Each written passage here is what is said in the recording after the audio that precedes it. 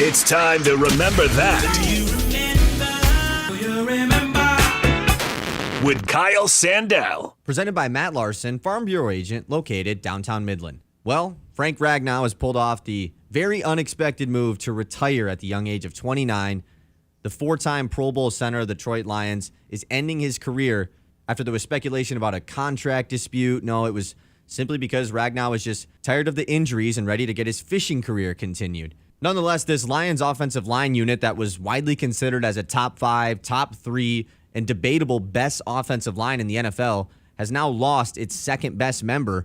And when you take a wide zoom out of the Lions offensive line, you have Penei Sewell, the best offensive lineman in the entire NFL. No unit with him on it's ever going to be bad.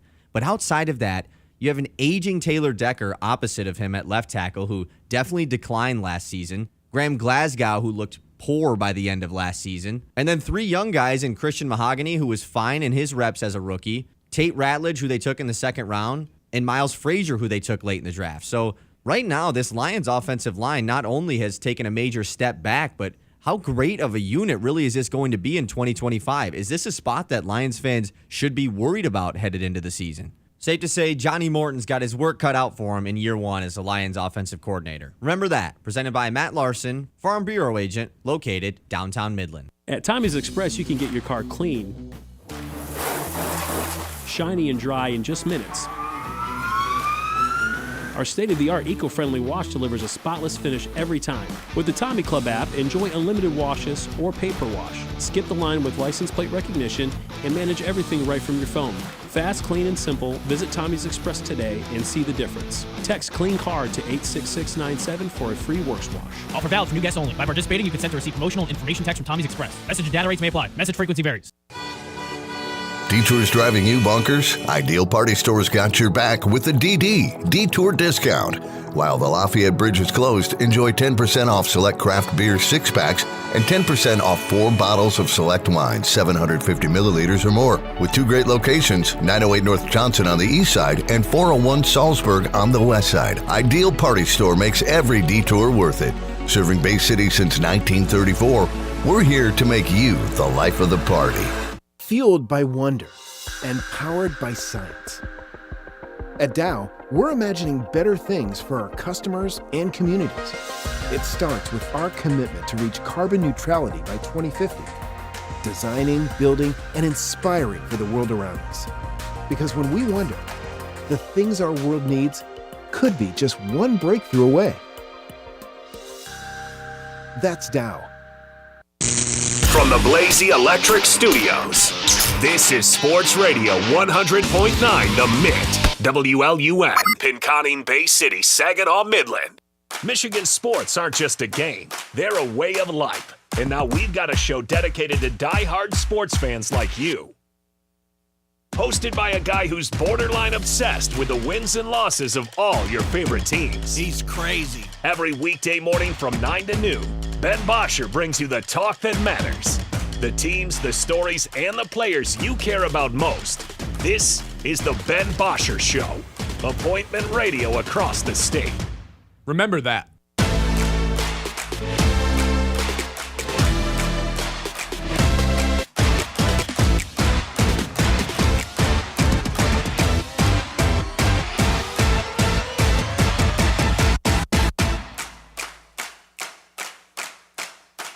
Hello, and welcome into the Ben Bosscher Show, day number 2 of a new era of Michigan Sports Radio. What's going on? I am Ben Bosscher. Kyle Sandell behind the glass today. We've got a lot to get to. We've got a lot to cover. If you're wondering where Dan Patrick is, well, he is gone off our airwaves. You guys can listen right here on 100.9 The Mitt. You guys can listen to the show on YouTube, on Facebook. We're going to be live streaming it there every day. You can go back and archive the show on YouTube and watch it if you missed it live. Same goes for Spotify. Same goes for Apple Podcasts. We have a ton to get to today. I think the 2 biggest stories that we're going to be circling around until noon, mixed in with some other stuff, is the fact that the Tigers decimated the White Sox last night. Kerry Carpenter, historic night, 3 bombs. We'll get into that later. The return of Parker Meadows, his impact was felt instantly instantly in that leadoff spot. Jack Flaherty back-to-back-to-back quality starts after what was a little bit of a struggle early on in the year. And then the other story we're going to be revolving the show around today is the retirement of Frank Ragnow. The timing of that was funny yesterday, with yesterday being the first edition of the Ben Bosscher show. We get off the air, and within 5 minutes, the story of the day breaks. So we're going to react to that today, the implications of that, what it means for the offensive line, what it means for Tate Ratledge, the rookie that the Lions took this year, who now has big shoes to fill. We'll get to around the league. We want to do some NFL odds for awards, guessing those, and we're going to do a Tuesday Tower, new tradition here on the Ben Bosscher Show. I guess every tradition would be new here on the Ben Bosscher Show because this is only day number 2, Kyle. How you feeling after day 1? I'm feeling great. I thought things went pretty well yesterday. It went much smoother than, the transition from 1 hour to 3 hours. I don't know how you felt with that, but it flew by on my side of things. It flew by on my side of things. Just a peek behind the curtain for a second for our audience. At probably 8:45, I think I started freaking out a little bit. Not because I was nervous to do the show, but hey, it's the first show. You only get one chance to do that first open. And then, the nerves calmed down. But now it's a new regular and regularity, I guess. And then last night I'm watching the Tigers game, and I just told you this before we went live. It's like, holy cow, we get to do a show tomorrow. So here we are doing a show the next day. Let's start things out with the Tigers, right? We could do Lions, but I was told, let's keep the show positive for the most part. I'm going to try my best to do that. No promises throughout the year, but we are going to start positive with the Detroit Tigers. Kyle, remind me, we end every show the same. What was the lock of the day yesterday? What was the lock of the day? Tigers first inning money line. Tigers first inning money line. And the reason we had Tigers first inning money line as the lock of the day was because back in April, Jonathan Gannon, the White Sox pitcher, went against the Tigers. Kerry Carpenter hits a home run on a sweeper, the first pitch he saw. Yesterday, Jonathan Gannon on the mound for the White Sox, and Kerry Carpenter takes a changeup and blasts it to the outfield, hits a home run, and the Tigers end up winning the first inning. So plus 240 basically means we only need to hit one more time throughout this week, and we're going to be positive on the week for the lock of the day. Again, that will be coming up at the end of the show. The reason I love Jason Benetti so much is for a couple of different reasons. He makes Tigers games fun, and last night, him explaining the Kerry Carpenter situation, just as a reminder as to what happened earlier in the year, that's the type of stuff that I love. He explains, hey, I asked Kerry Carpenter earlier on in the day, do you remember earlier on this year, you saw a sweeper first pitch and you took it and made a home run out of it? That was in April. And Kerry Carpenter responded, this was Benetti telling this story yesterday, and said, well, I probably am not going to see the sweeper today then. Well, sure enough, he doesn't see the sweeper, which basically eliminates that pitch so he doesn't have to think about it, and then ends up getting a home run last night. That was his first home run. He ends up hitting 3, and he becomes the first Tiger to hit 3 home runs in a single game since Victor Martinez did it in 2016. Kerry Carpenter now has an 870 OPS versus the right-handed pitching. 3 home runs last night, and I'm not even sure that's the story of the game, is the crazy part about this, because Kerry Carpenter no longer has to lead off, Kyle. Parker Meadows is back in the lineup, and his impact was felt immediately upon his return. He does strike out in his first at-bat in the top of the first inning, but then in the bottom of the first inning, makes such an incredible play in the outfield that truly only the likes of Parker Meadows and the elite center fielders can make. I don't know if you caught it, but Benetti said that the expected batting average on the hit that he stole was 950. Not the expected OPS, the expected average. 95% of the time, that ball results in a hit. Parker Meadows pounces on it and takes a hit away from the White Sox. It's that kind of stuff, him being back in the lineup, and then in the bottom of the second inning, draws a walk, steals a base. The Tigers right now are dead last in stolen bases. To have that sort of guy back in the lineup, and then later on in the game, he goes on to hit a double and a triple. To have that kind of guy back in the lineup, in the leadoff spot, another weapon for Hinch, not to mention the Gold Glove caliber outfield abilities, center field abilities, the Tigers just took another step up. and we've been anticipating Parker Meadows' return for a while now. He hit the ground, not running, but gliding, because that's exactly what he does out in the outfield and when he's running around the bases. It was awesome. Yeah, I think all Tigers fans lost all memory of Javi Baez playing center field after last night, right? Because Javi Baez it was fun out there, right? It was a good time. He did a pretty good job. But with Parker Meadows back, it's just different. This Tigers defense is just a completely different unit. The Tigers outfield in general is a core that we've talked about can be kind of sketchy depending on who's in the corners. I mean, that 3-man outfield that they had last night specifically of Meadows with Green in left, Perez in right, that is a pretty elite defensive trio. And we haven't even seen, I would love for them to test out Javi Baez in the corners. We're yet to see that this year. But Javi slides into shortstop, and the return of Parker Meadows basically allows Trey Sweeney to not have to be an every single day player, which is probably a good thing at the end of the day. Javi Baez has had his ups and downs at shortstop in his time in the Old English D. Yesterday makes a diving play towards second base, makes the throw from his knees over to Spencer Torkelson, and again, just makes an impact at another defensive position. Just continues to be a positive player for the Tigers this year, shockingly.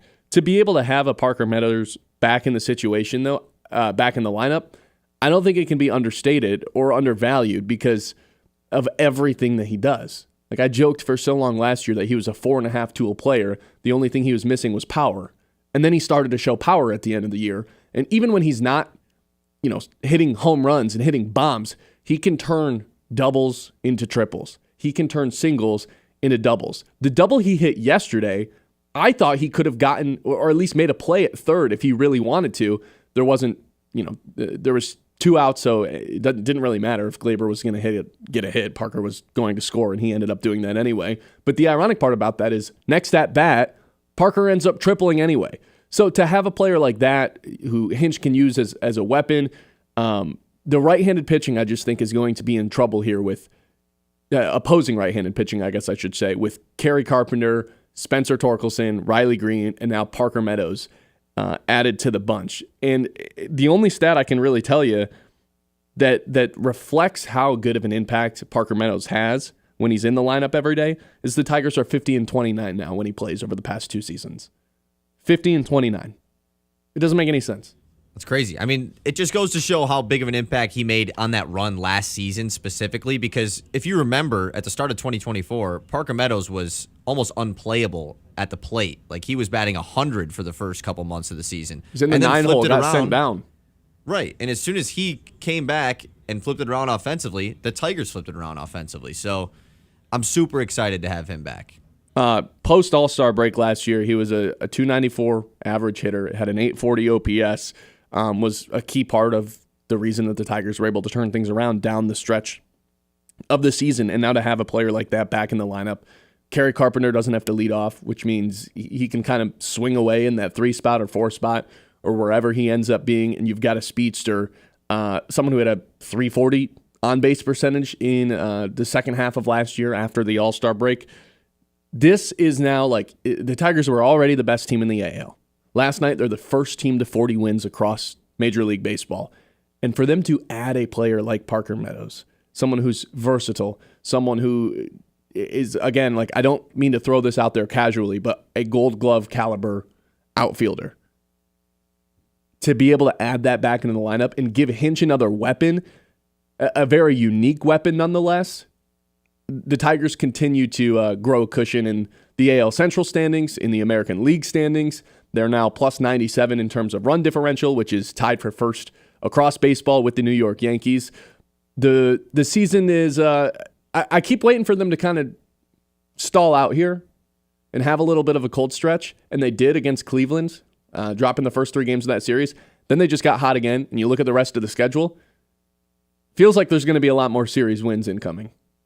Yeah, I mean, because I was with you, and I still personally kind of feel like the lull of sorts is going to come. It just has to at some point. But it's how can they bounce back from that? And they did that against Cleveland. And even offensively, the last 2 games prior to last night, they put up 1 run combined in 2 games against Kansas City. And then they bounce back with one of these games that they've had several of this season where they just get up super big early and end up winning by 10-plus runs. They've done that 5 times this season. It's crazy. The other story we're circling the show around today is the retirement of Frank Ragnow. I have some issues with the timing of everything that happened in a couple of different ways, and the reporting. I guess that's more so what I had an issue with. It's going to be a big hit for the Lions. Who is the big winner? Who is the big loser of the Frank Ragnow retirement? And I want to know how the Tigers' top 4 stacks up against some of the other best teams in baseball now that Parker Meadows is back. So let's keep everything rolling here on the Ben Bosscher Show. It is a Tuesday, and you guys can listen live right here on YouTube, right here on Facebook. 989-837-6125. That's the number to text into the show live. We'll be reading the Mitt messages throughout. You guys can drop some comments on YouTube. We'll get to those at some point as well. But let's keep things rolling on a Tuesday. A lot to talk about here in Midland, Michigan, or across the state, wherever you may be listening. Ben Bosscher Show, live on 100.9 The Mitt. The Ben Bosscher Show, powered by the Forward Corporation on 100.9 The Mitt. Another episode takes over Dow Diamond. Star Wars Night with the Great Lakes Loons returns Saturday, June 14th. Immerse yourself in the echoes of the Empire saga throughout the game, culminating with an epic fireworks loontacular presented by Farm Bureau Insurance. Tickets are selling fast. Visit loons.com before they're gone. Thank the maker. This isn't just baseball. This is the Great Lakes Loons, everyone's hometown team. Hi, this is Jim Mahoney with Link Technologies. If you are a business or a nonprofit organization wondering how to navigate today's technologies landscape, let Link Technologies' talented staff work with you to develop a technology plan custom to your specific needs. We bring 27 years of experience helping businesses and nonprofit organizations just like yours achieve their technology goals. Contact us today and see how the right balance between cloud and on-premise resources can best work for you.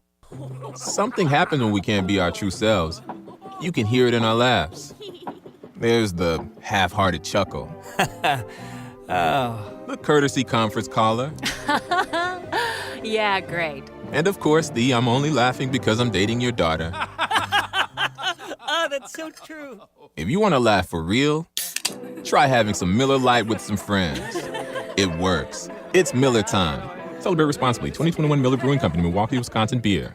From Midland to Bay City, Saginaw to Sanford, from Frankenmuth, Greenland, and Hemlock to Auburn, Essexville, and Pinconning, 100.9 The Mitt is the heartbeat of the Great Lakes Bay region, and proud of it.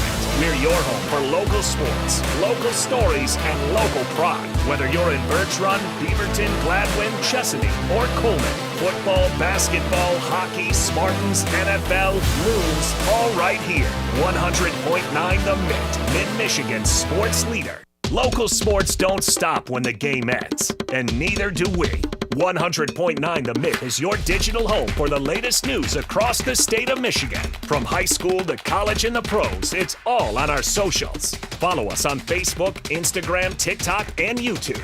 Just search 100.9 The Mitt and join the squad. Stay locked in on the latest stats and stories with exclusive video takes from local talent. Sports Radio 100.9 The Mitt.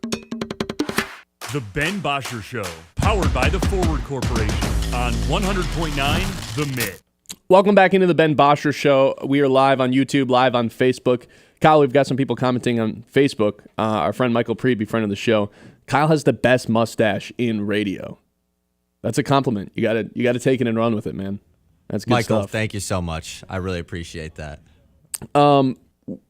We're running around the Frank Ragnow thing, and I have some thoughts on that. I have a big winner and a big loser for the Frank Ragnow retirement, because I do think there's one person on the team that benefits a ton from this, and I do think there's one person, well, there's multiple people that are big losers out of this situation.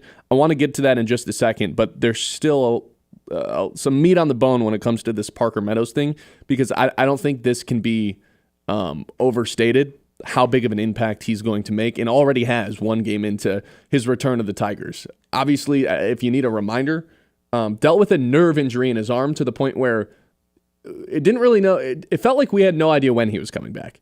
Like, if you would have told me in spring training, hey, Parker's gone for 2 weeks or he's gone for a year, I would have believed either, because the way they made it seem like all the reporting was, we don't really know when his arm's going to wake up. There's some nerve stuff going on. They shut down everything. He wasn't swinging a bat. He wasn't running. He wasn't doing outfield stuff. and they put him on the 60-day IL to start the season. He was always pegged to come back around this time, ends up coming back right on time, and then instantly. Like, I thought there'd be some sort of, you come back to the majors, takes a little bit to get your timing right. We saw it with Veerling. He didn't have a ton of success in that one series he played with.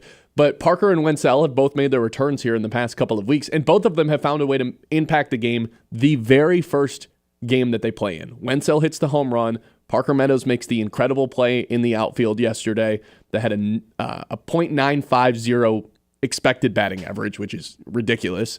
He steals a base, gets a double, gets a triple. It feels like these guys all have been hitting the ground running, and for Parker, like I mentioned in the first segment, it's gliding because that's how he moves. It's so elegant. Think about just how much more versatile the Tigers lineup can be now with Parker Meadows back. Because Wenzel, when he came back, is like, okay, he's got to be in center field. As good as Javi's been, he's now the best center fielder on the team. But now he can go to the corners. He also doesn't have to play every day. Javi can move back to the infield. Trey Sweeney doesn't have to play every day. And then the big thing is Kerry Carpenter can move to designated hitter. Now, it does create a weird problem with, Colt Keith, Torkelson, Gleyber Torres. Like, one of those three guys is on the bench every day. We saw that last night with Torkelson. But I think it's not the worst problem in the world, right? I mean, you have depth now that they already have had, and A.J. Hinch likes to play everyone anyways. So it just makes their lineup super versatile. My favorite part of yesterday's game wasn't Kerry Carpenter hitting 3 home runs. Wasn't Riley's incredible diving catch in left field. It wasn't the classic 2-5 pop-out that bounced off of Dingler's glove and right into Zach McKinstry's glove. It was Benetti doing Animal Planet impressions, imitating Parker Meadows, hunting his prey in the outfield. That, to me, was hysterical. There's very few play-by-play guys that can make me laugh out loud every single game, and that's exactly what Benetti does. Stalking his prey, I thought, was an incredible line by Benetti yesterday. Yes, last year, Parker Meadows was a +7 outs above average. That was the best on the team for the Detroit Tigers last year. Every single game he played in was in center field. And +7 on the season's not incredible when you stack it up against some of the other scores across the league. I think 23 led the league last year. But it was the best on the team, and you have to take into consideration, too, he missed 2 months of the season because he was in AAA. And outs above average isn't a thing that's like batting average where you have less at-bats and your batting average can be inflated. Outs above average, you got to earn. And for him to still be a plus outs above average last season, to bring a guy like that back, and then allowing Kerry Carpenter, Riley Green, and Spencer Torkelson to be the heart of your lineup with Parker Meadows as the leadoff guy, this is suddenly a very scary top half of the lineup. And not to mention all the guys in the bottom of the lineup, the Javi Baez, the Gleyber, who's not really a bottom of the lineup guy, but not really included in that first group either. These guys are also performing, the Wenzel Perez's of the world. But now I look at the Tigers' top 4, and I think maybe we need to reevaluate what we think of that. Instead of being a gritty group who finds ways to put runs up, that's a pretty lethal first 4, or I guess it's not going to be the first 4 in the lineup every day, but when you consider the top 4 guys in the lineup who should be every single day players, that's pretty nasty. And I look around the American League and even the NL, it's like very few teams I think even have that. And now I'm kind of considering, I said yesterday a handful of times, like, yeah, I think they're the best team in the American League. I expect them to be in the World Series this year. But as soon as you go up against the Dodgers team, that's when I'm going to have a hard time truthfully picking the Tigers. And that still remains true, but I look at this first 4 and it's like, well, maybe you look at some of these other NL teams and the Tigers line up in addition to their pitching staff, in addition to having the best pitcher in the world, there's some real reason to think the Tigers are the best team in baseball. And what was it? MLB.com had the Tigers number 1 this week in the power rankings? Yeah, first time that they've been number 1 all year, according to the MLB power rankings, which that's what most people follow as far as the MLB rankings go. ESPN, I think they were 4th in the power rankings, something like that. And the fact that now Parker's back, translating somehow to Sweeney not having to play every single day. And again, I like Trey Sweeney, but at the end of the day, doesn't have a super strong arm, not a versatile player, only plays shortstop, below average shortstop, I would say. The fact that they have so many guys that can play multiple positions like Javi Baez, like Zach McKinstry, the versatility and the malleability of this roster, I think, is another reason, and especially considering who the manager is and someone who knows how to manage this team. I'm really optimistic about this team, probably more so than I have been all season long, because you see Parker Meadows come back, and it's an instant impact. We still got to get to the Frank Ragnow stuff, so we're going to do that next. But before we do that, let's do some news, the Morning Mitt Catch. The Mitt's Morning Catch. All right, Kyle, what do you got for us today? All right, let's hop into the Mitt Morning Catch today. You just brought it up, but the Tigers ranked number 1 in MLB's new power ranking. First time in 2025. Game 2 tonight. It's a bullpen game day for the Tigers. TBD on who's starting. Going up against Shane Smith. I know you were super confident in Jonathan Cannon yesterday, Ben. Any Shane Smith knowledge? Not at this moment, no. I've got my lock of the day later, though. More Tiger stuff, though. Torkelson, Riley Green, Kerry Carpenter, you talked about them being 3 of the top 4 of that lineup for the Tigers. First trio with 13-plus home runs in Tigers history at this point in the season since 1962. Yeah, the Tigers are really good. They've got really good players across the board in a lot of different spots. It's no longer fluky. They've got some guys with real power who are also, not all of them are hitting for average, but look at all their OPSs, man. We'll get to it later in the show, too. I remember when Jake Rogers led the Tigers with 20 home runs a couple seasons ago. So disgusting. It's nice to see the power numbers there. Hey, even Dylan Dingler homered yesterday. Right, and Dingler's homer was awesome. More baseball news, moving it over to John's favorite team, the Yankees closer Luke Weaver, expected to miss 4 to 6 weeks with a hamstring injury. They've already moved Devin Williams out of the closer role because he's been, terrible this year. So he'll probably go back to that spot, but that's good news for the Tigers, right? Yeah, it sucks when anybody gets hurt, but let's be realistic about this. You look around, and when your biggest threat in the American League loses a key player, it's where your brain goes. It'd be the equivalent of the Eagles losing A.J. Brown for the year. Right, yeah, good point. Let's move to some college softball news. Texas Tech, they beat Oklahoma in College Softball World Series semifinals. Oklahoma had won 4 straight College Softball World Series titles, and Texas Tech will face Texas in the finals. Yeah, I don't know a whole lot about college softball, other than the fact that Oklahoma is an absolute juggernaut. They've got a player on their team hitting .450, so for them to go down, this is a pretty shocking upset. Yeah, 4 straight titles. Yeah, they're the Alabama of college softball, and they just got taken out. Even bigger than Alabama, probably. Let's move to some NHL news. Toronto Maple Leaf superstar Mitch Marner is expected to hit free agency this summer, and the Red Wings are rumored to be a team interested in signing him. Stevie Y, we need you to do something, man. We haven't done Wings yet. We need something out of the Wings. Yeah. We need something out of an offseason to go into the season with some optimism, because right now there's not a ton of it. No, not at all. Let's move to the NFL/college. Deion Sanders is where we're getting to. Yes. He rips the reports of Shedeur Sanders being unprepared during NFL draft meetings and says he was hurt by them, actually. Deion was hurt by them. Yes, Deion was hurt by people saying his son was unprepared. When Deion, listen, I love Deion. I love watching Colorado. I don't think I missed a game of theirs last year, but he needs to realize him blowing smoke up his son's butt for the last decade caused him to, think a little bit too highly of himself, think of himself as a top 5 pick. And I don't think it was necessarily the attitude that made him fall down. It's probably more so the tape.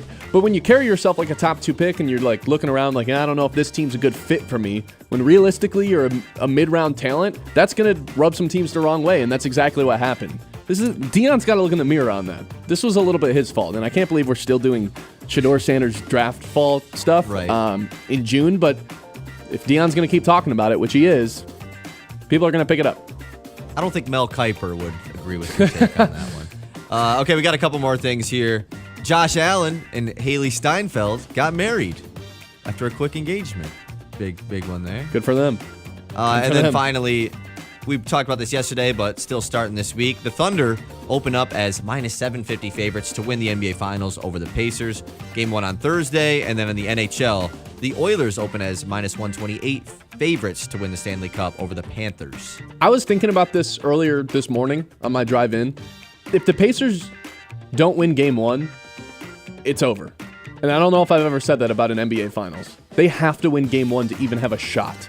Because if they get their butts kicked in game 1, and it's like, yeah, we can't hang with this team, the series is already over.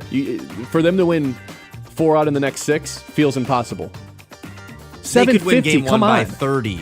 They could win game 1 by 30 and they still have no chance. Yeah, and OKC would still be -600 favorites to win the That's finals. what I'm saying. Like, this is one of the biggest underdogs in NBA Finals history. They have literally no chance. Yes, sirs. Yes, sirs. All right. How did the loss of Frank Ragnow flip the Lions' strength from offense to defense? That's coming up here. Ben Bosscher Show, 100.9 The Mitt. The Ben Bosscher Show, powered by the Forward Corporation on 100.9 The Mitt. For 100 years, Forward Energy has been more than just a home heat and fuel provider. We've been a part of your community, and you've been a part of our family through every storm, every season, and every moment. We've been right here, keeping you warm and safe. As your hometown energy provider, we deliver more than just propane. We deliver peace of mind with reliable service, quality you can count on, and a commitment to always being there when you need us most. Forward Energy, 100 years strong, fueled by family, powered by community. This Loons update is brought to you by Freeland Foot and Ankle Clinic, where patients are treated like family. The Loons took 4 of 6 from Fort Wayne this past week at Dow Diamond, and on Sunday, a dramatic finish. The first walk-off winner of 2025 for Great Lakes came on June 1st with the bases loaded. Logan Wagner struck one into left field to win it for the Loons. Bases loaded. Sanchez to Wagner, 5-5 here in the 9th. The first. Wagner swings, hot shot, that's off the glove of Butterworth, into left, Wagner, walk off, winner.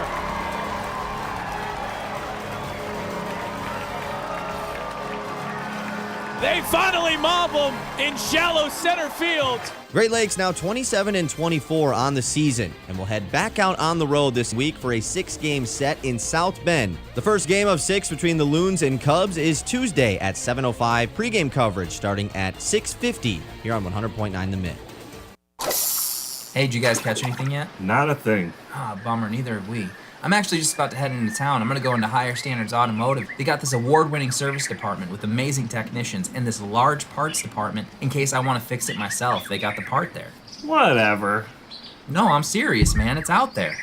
Yeah, just like when you tried to convince me Bigfoot was real. Ray? Bigfoot's behind me, isn't he? Yeah, we got it. Run! Get out! Stop into Higher Standards Automotive, North Eastman Road in Midland, right past the mall. I'm Sarah Stockford, host of 100.9 The Mitt's Success Suite, a podcast highlighting the most inspiring female leaders across the Great Lakes Bay region. This month, we spoke with Lisa Tarkington, Executive Director of LEAD, formerly known as Self Love Beauty.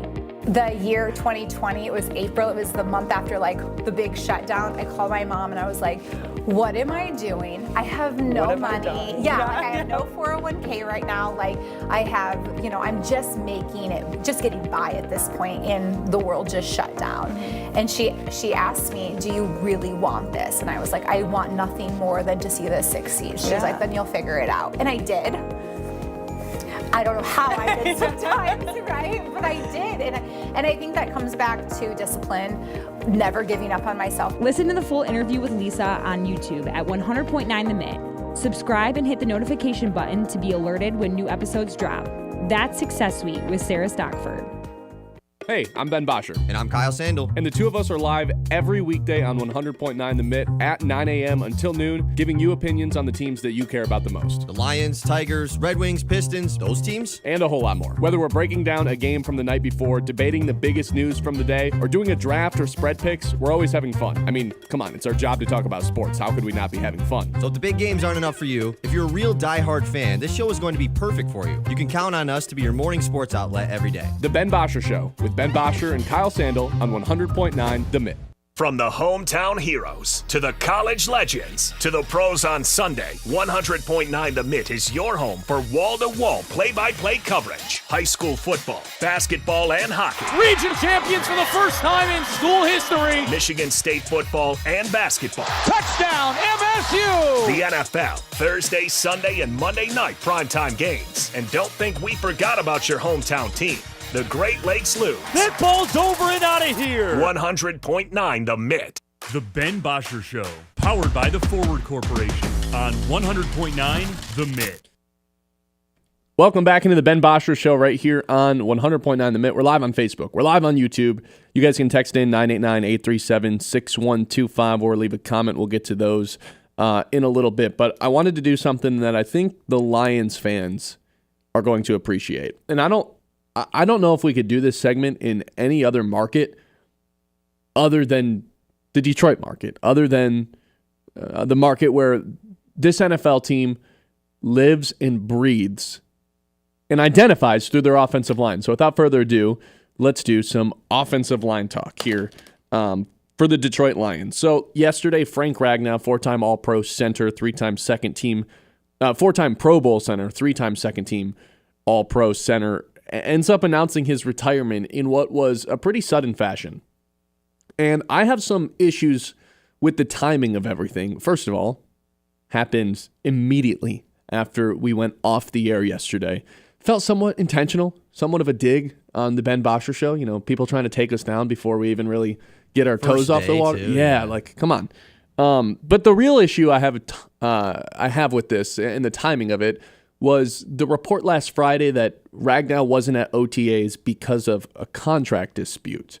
The Free Press had that, and now I'm looking at that. Like, that seems like some irresponsible reporting, and I'm not going to name names. You guys can pretty easily go find who it was, but there's only one person that had that, and for the reports to be out there over the weekend that, hey, he's dealing with some contract issues, wants more guaranteed money was kind of the thought behind that.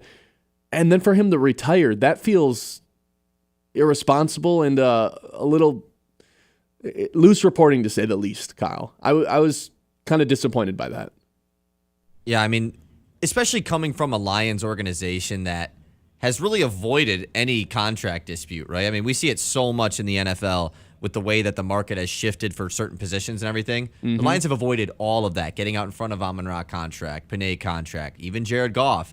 So even Taylor Decker. Ragnow, Taylor Decker got a new contract because he complained for like 10 seconds.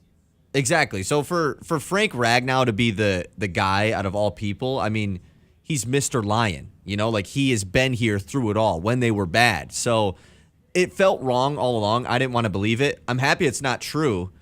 But it sucks that it was reported that way. Yeah, and now obviously he announces his retirement, which sucks. Like the Lions definitely just got worse.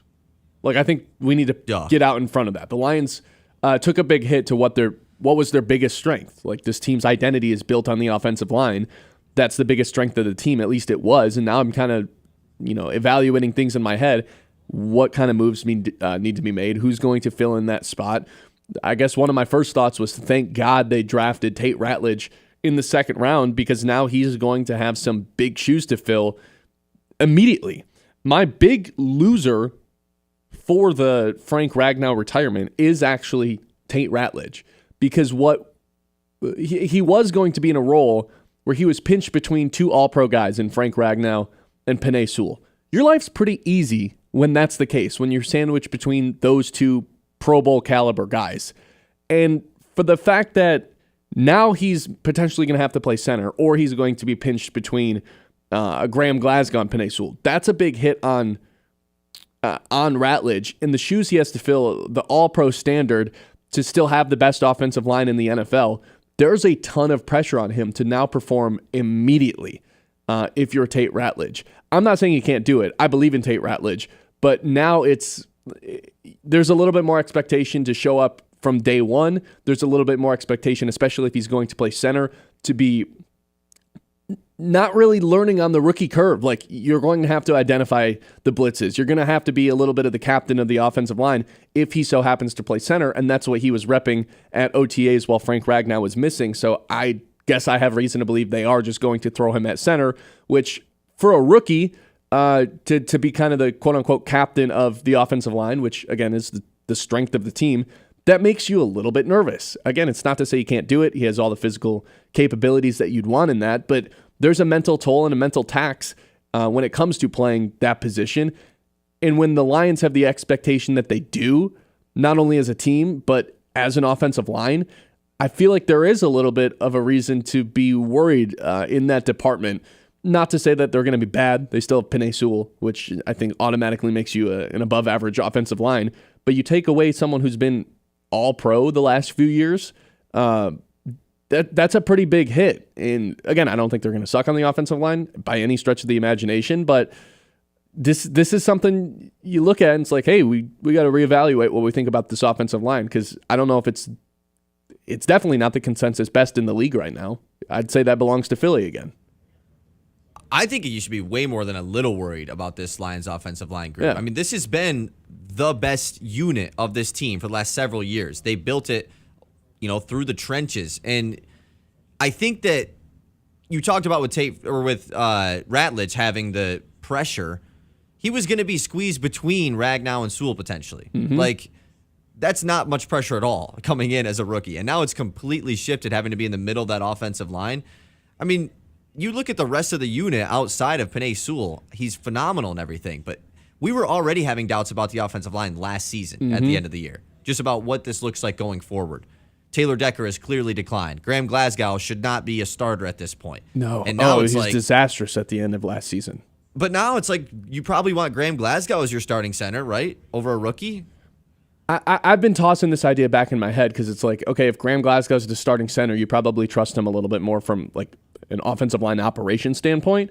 But if he's going to lose that job at some point during the season because he's inevitably going to miss some time, and then towards the end of the year last year, I think the decline was just the wear and tear is just there throughout the course of a season. He was disastrous in that NFC playoff game. If Ratledge is going to take over for the starting center spot anyway, why not just have him start there in the first place? I don't think there's a right way to look at that. Because, again, to your point, do you really want a rookie center out there week one? I don't know. Or do you really want two rookies on this offensive line? If Frazier ends up, if you feel like he's better suited to play guard than Glasgow is, I feel pretty not good about this Lions offensive line unit. I'm not going to lie, especially we talked about, what are they the best at in the NFL yesterday, about all the different units that you feel good about.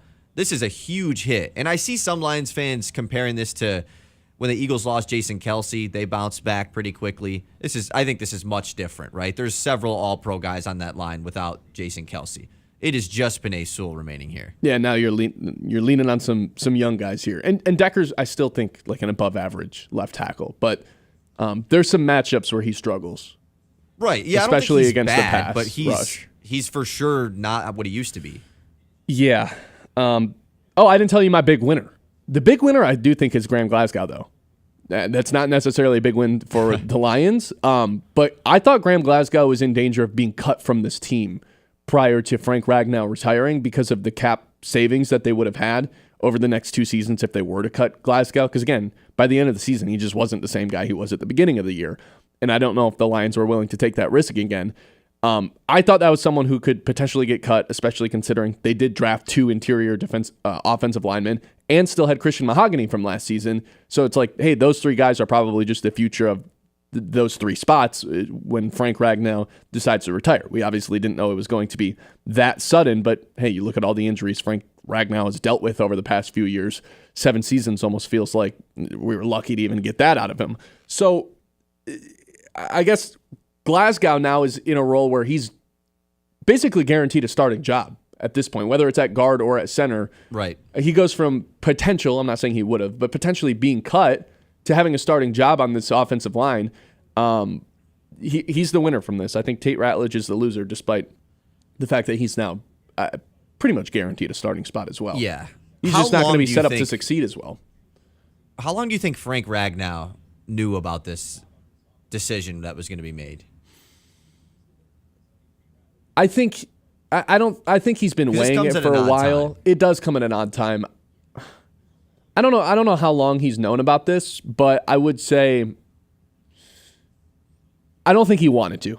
I think it's pretty clear based on his message that that's not something he intended to do. His body just didn't give him a choice.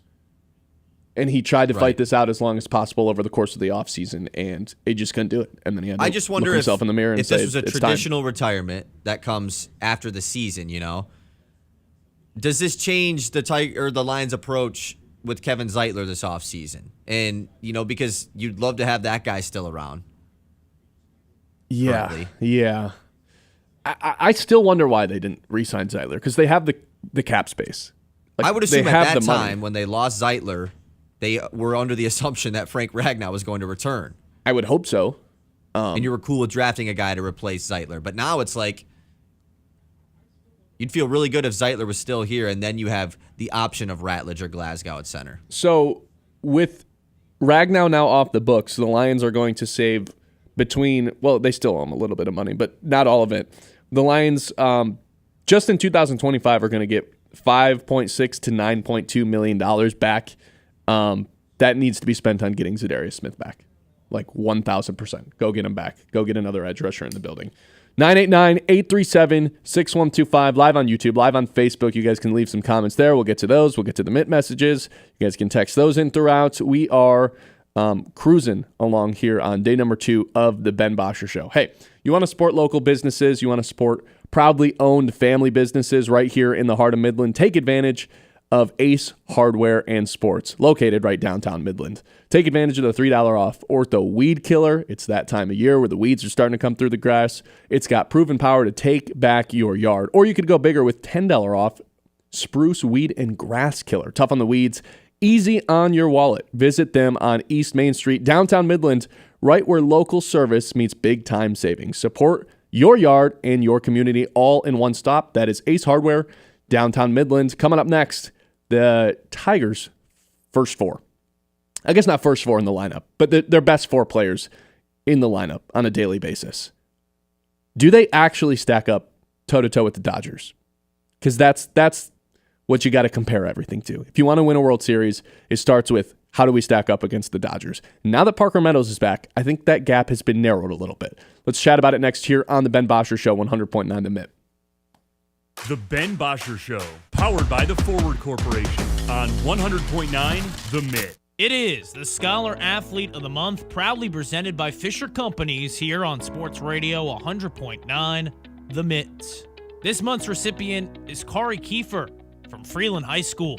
With a 3.97 GPA, Kerry is a 3-sport athlete competing in cross country, track, and basketball. Kerry is a leader on the floor and talked on what she thinks makes an effective leader. I think to be a great leader, you have to be able to hold each other accountable, like being able to give constructive criticism, but also a positive with it. Anytime I kind of talk with my teammates, I try to give them a positive if I'm going to give them a negative too, just to kind of balance it out and keep that relationship strong. Kerry scored over 1,500 points in her 4 seasons at Freeland. She'll continue her basketball and academic career at Northwood University. To hear the full interview and nominate a local athlete for our scholarship program, visit 1009themitt.com.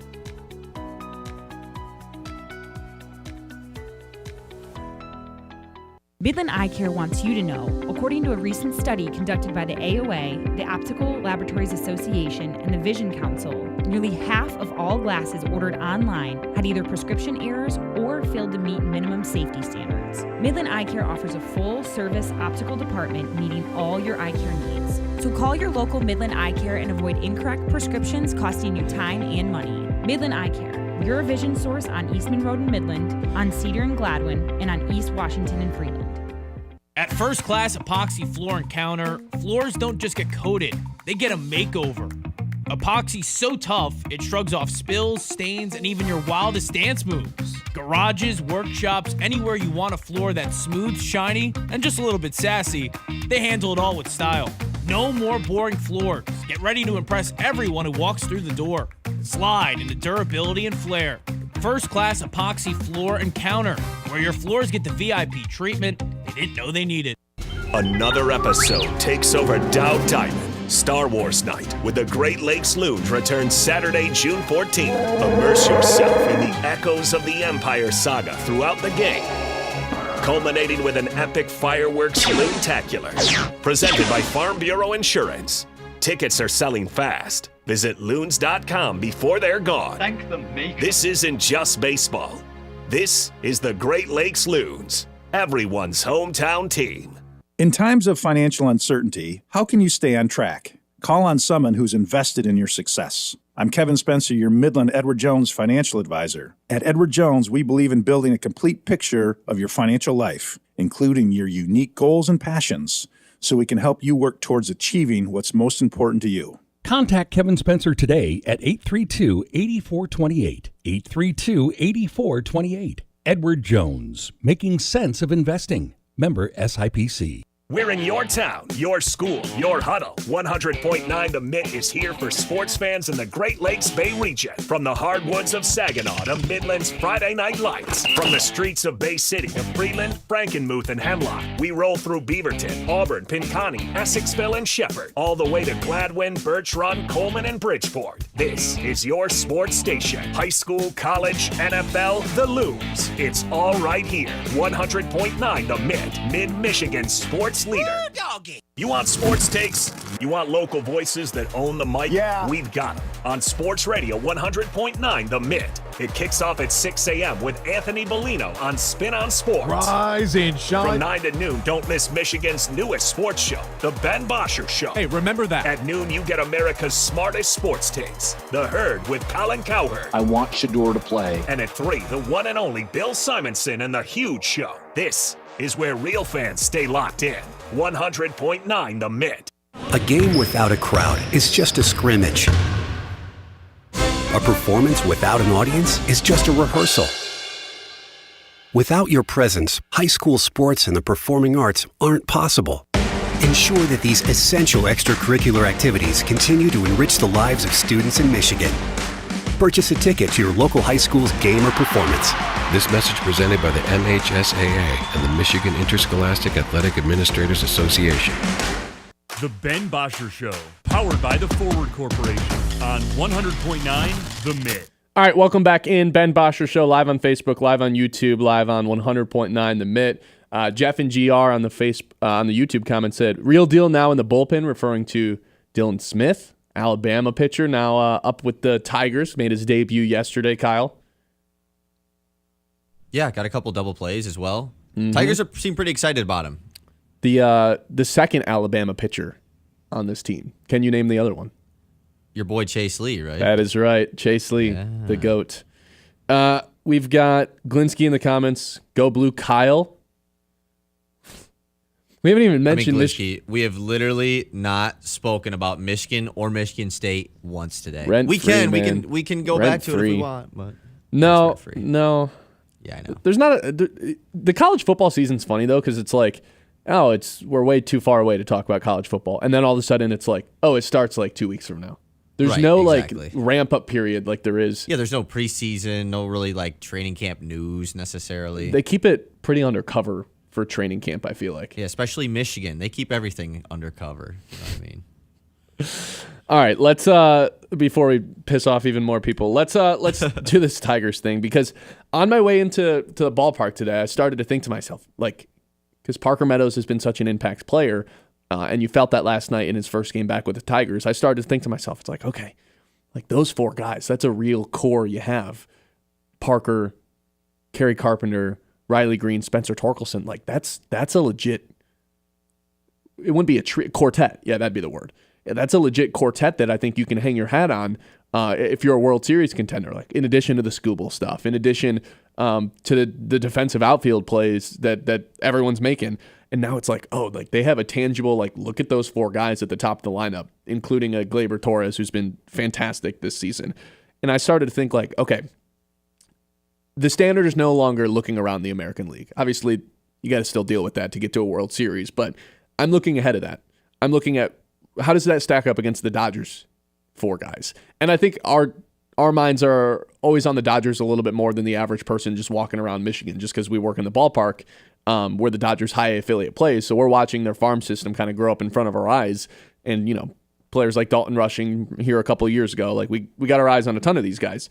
But obviously those top 4 guys in Shohei, Mookie, Freddie, and Teoscar, I started to think, like, I wonder if the Tigers' top 4 guys, and I'll just take Parker's 848 OPS from after the All-Star break last year, I wonder if their OPSs are somewhat the same.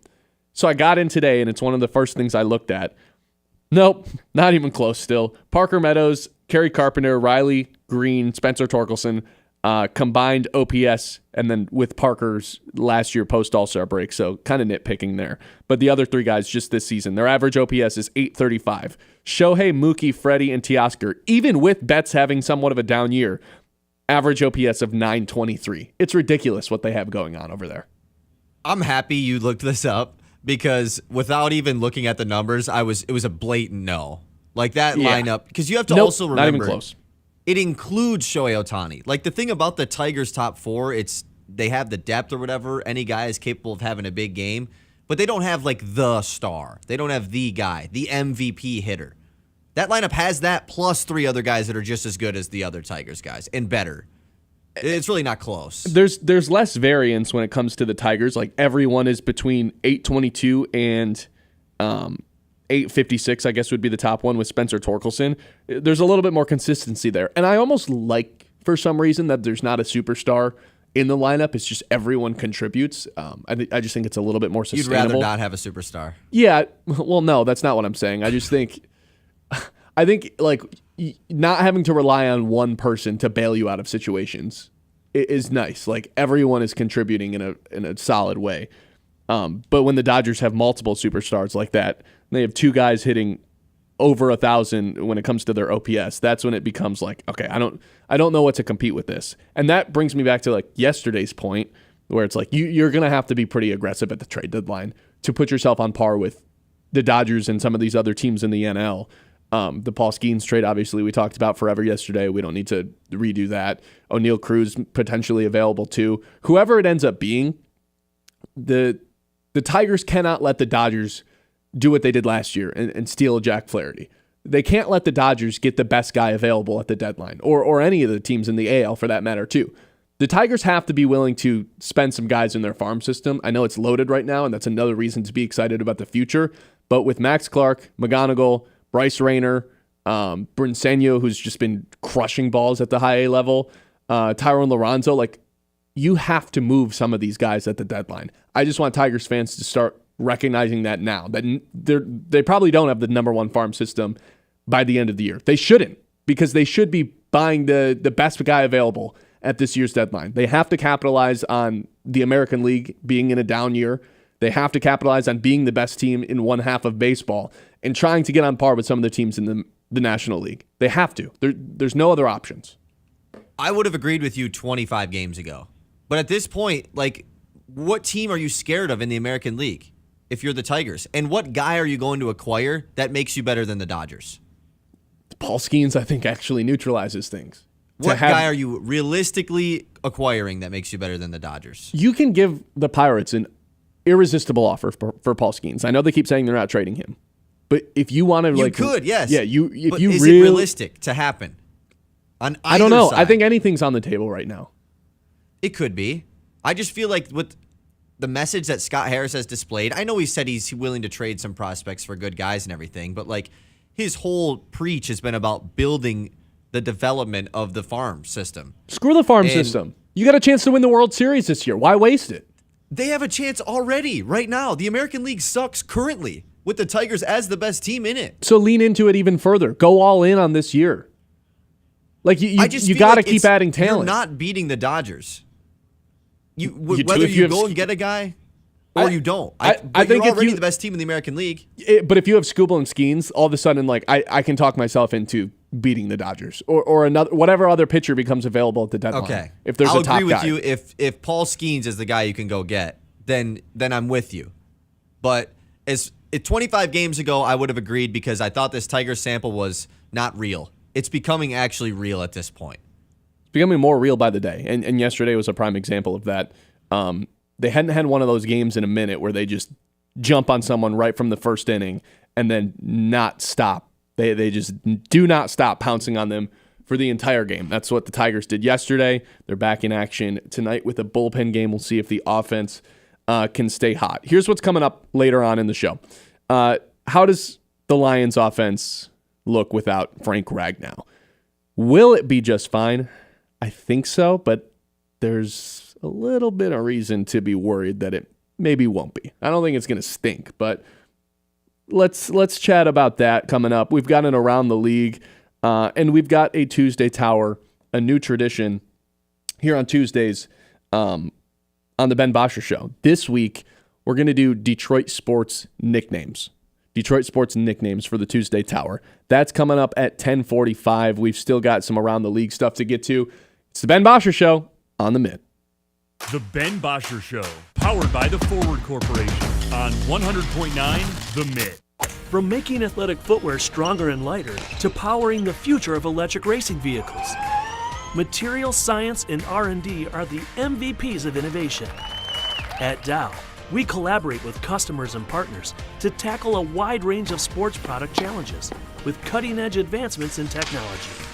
Dow's innovations can help to improve performance and sustainability throughout the world of sports. Dow, at the intersection of sports and science.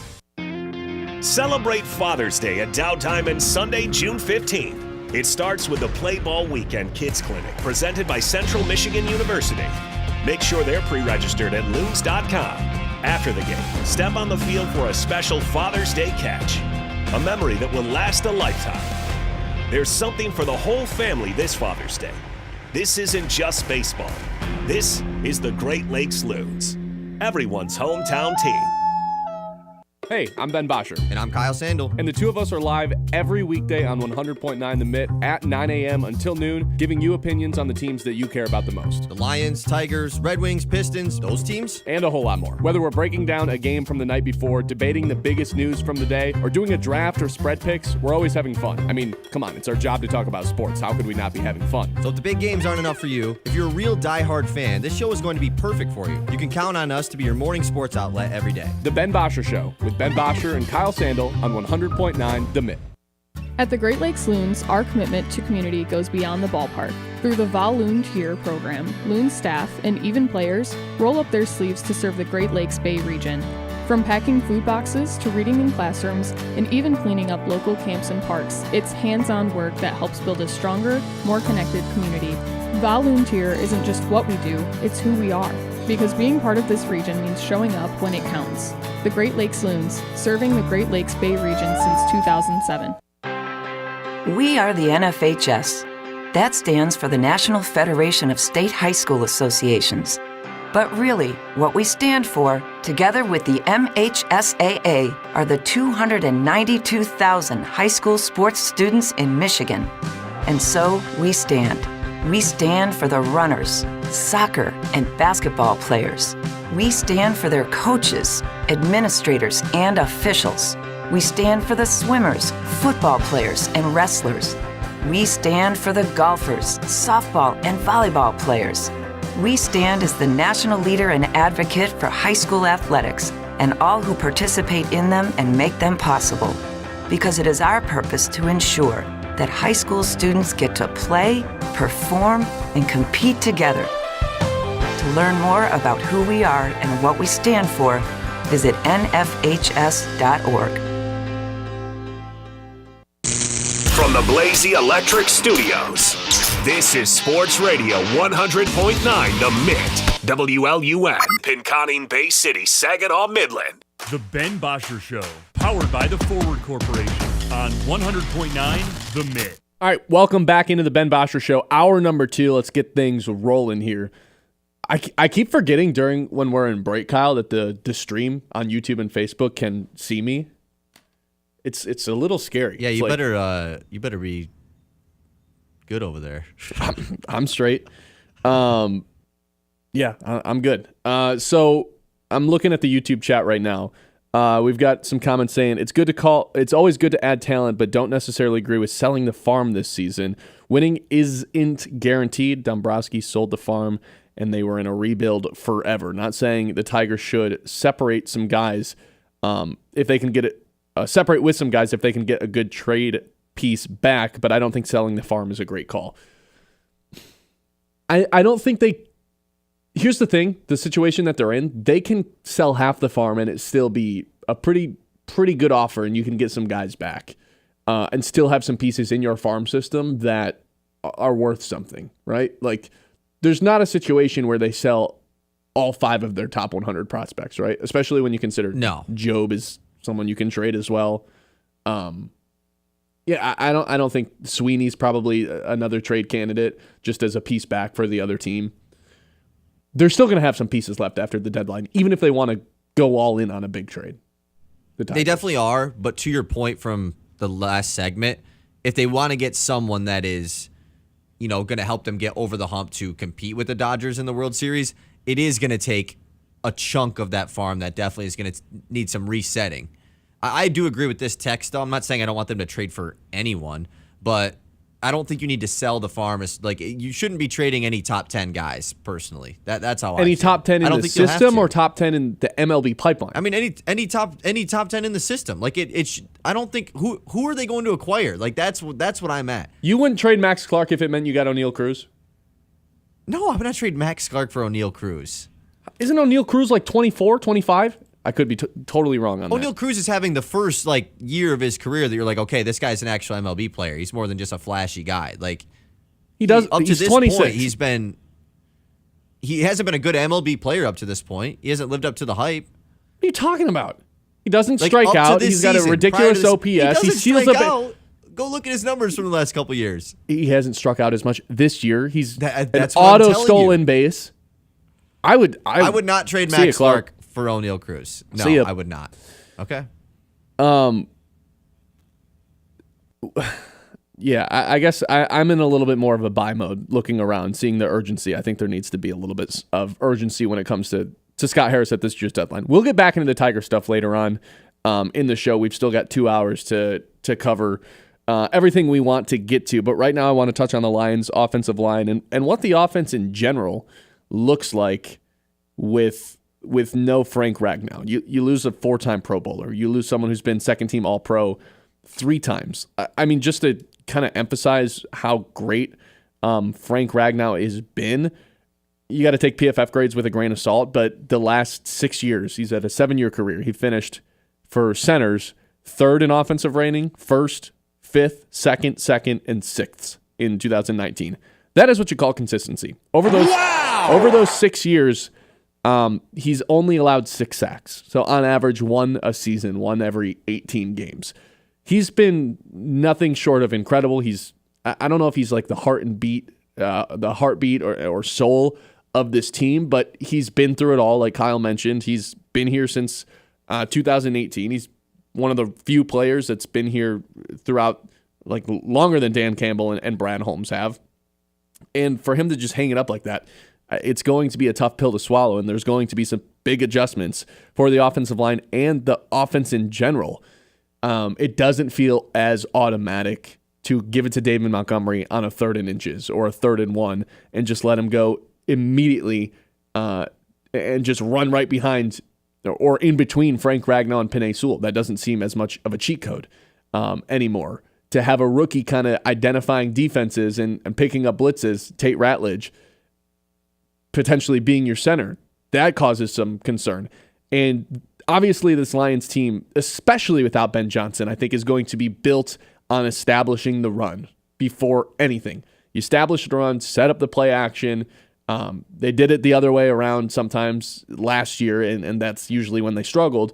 But if they can do that, and if they can't do that, can't establish the run early on in these games, all of a sudden we're looking at an offense that is going to take a little bit of a step back. And if you're going to get pressure from up the middle for Jared Goff, obviously that is a huge red flag. That's what the Lions dealt with in the playoff game against the Commanders last year.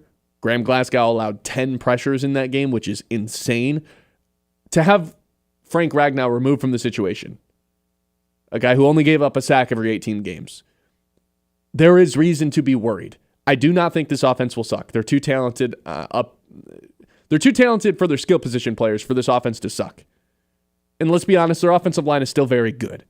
But now instead of having 2 all-pro guys, they have 1 all-pro guy. They cut the number of high-end caliber players in half and replace them with rookies. One rookie and one guy who played 2 games last year, and Christian Mahogany. Those are the 2 guys that I assume are going to, step into the offensive line. They lost 3 Pro Bowlers when you consider the fact that they lost Kevin Zeitler into free agency too. This offensive line's a lot worse than they were. And I'm starting to wonder, hey, is the bread and butter, is the strength of this team even still the offensive line? Or do we need to look elsewhere and think, hey, maybe the Lions need to be a little bit more flashy this year in terms of getting the ball in the hands of their playmakers? Not that they weren't flashy doing it last year, but maybe the strength of this team now is the skill players in Amon-Ra St. Brown and Sam Laporta and Jahmyr Gibbs and Jamison Williams. That to me right now is the number one strength. Especially if you're only considering the offense, that's definitely the best strength right now. You could say it's Penei Sewell, but I mean, Penei Sewell is the best player on offense, but as a unit standpoint goes, those skill position guys are so much better as a whole. There's much reason to be worried, and I do think that adding in the fact that Ben Johnson is gone and Johnny Morton, I know that he's randomly gotten a lot of doubt, but I think it's reasonable doubt, right? You lost Ben Johnson, who was most people considered the best offensive coordinator in the NFL the last couple of years and was really behind a lot of this creativity of the Lions offense. So the fact that you add in losing Frank Ragnow with already some question marks coming into a new offense, it's for sure scary. No Frank Ragnow, no Kevin Zeitler. You're replacing them with 2 inexperienced guys. I start to wonder if Jared Goff's going to be getting pressure up in the middle. Obviously, that's a wrap. You just can't have it. As much as we all love Jared Goff, Jared Goff chance. Once he gets paws laid on him, it's over. And especially if it's coming from the middle, there's no evading that. There's a lot of pressure on Tate Ratledge now to fill some pretty incredible shoes from what we got in Frank Ragnow. And I think he's going to be well aware of what the expectation is. They wouldn't draft a player who wasn't built for that, who wasn't ready for it. And I think they had to have some idea when they drafted Tate Ratledge that Ragnow wasn't a lock to come back. I kind of refuse to believe that they were blindsided by this. They had to have known that this was a possibility. And it almost makes you wonder, hey, should they have doubled down and taken 3 offensive linemen, or at least rather than taking 1 in the second round and 1 later on in Miles Frazier, should they have taken 2 interior offensive linemen right out the gate? I thought that for a quick second, and now I'm thinking with Ali McNeil out and DJ Reader being an expiring contract, I'm still glad they ended up taking Tyleik Williams. But now I'd say there's way more pressure on Tate Ratledge to perform than there is any other draft pick from this season, and I don't even think it's close. I think there's more pressure on Tate Ratledge to perform than any first-round pick of the last 2 years, maybe even 3. But definitely the last Arnold? 2. Yeah, I think there's more pressure on. Really? He's he could be the starting center versus a guy who was cornerback 2 last year, who struggled at the beginning Arnold of the year and they came into still a unit won. that was clearly the worst unit on this team by far, and it was we drafted him first round, traded up, he's got to come in and be good. There was a lot of pressure on Arnold, I feel. And he wasn't, and they still kept winning. He wasn't great at the beginning, and they kept winning. We're talking about pressure, though. Yeah, and I'm worried about giving up pressure now is the ironic part about it. There's going to be some proving here for the Lions. There's going to be some growing areas.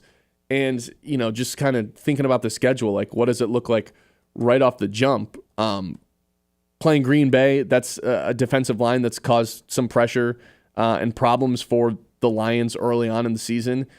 Chicago doesn't necessarily have the greatest pass rush ever, but that's a team that was pretty lethal at stopping the run last season, different personnel and different coaching schemes this year. So we'll see what that looks like. But they're going to have to prove to everyone that they can still run the football.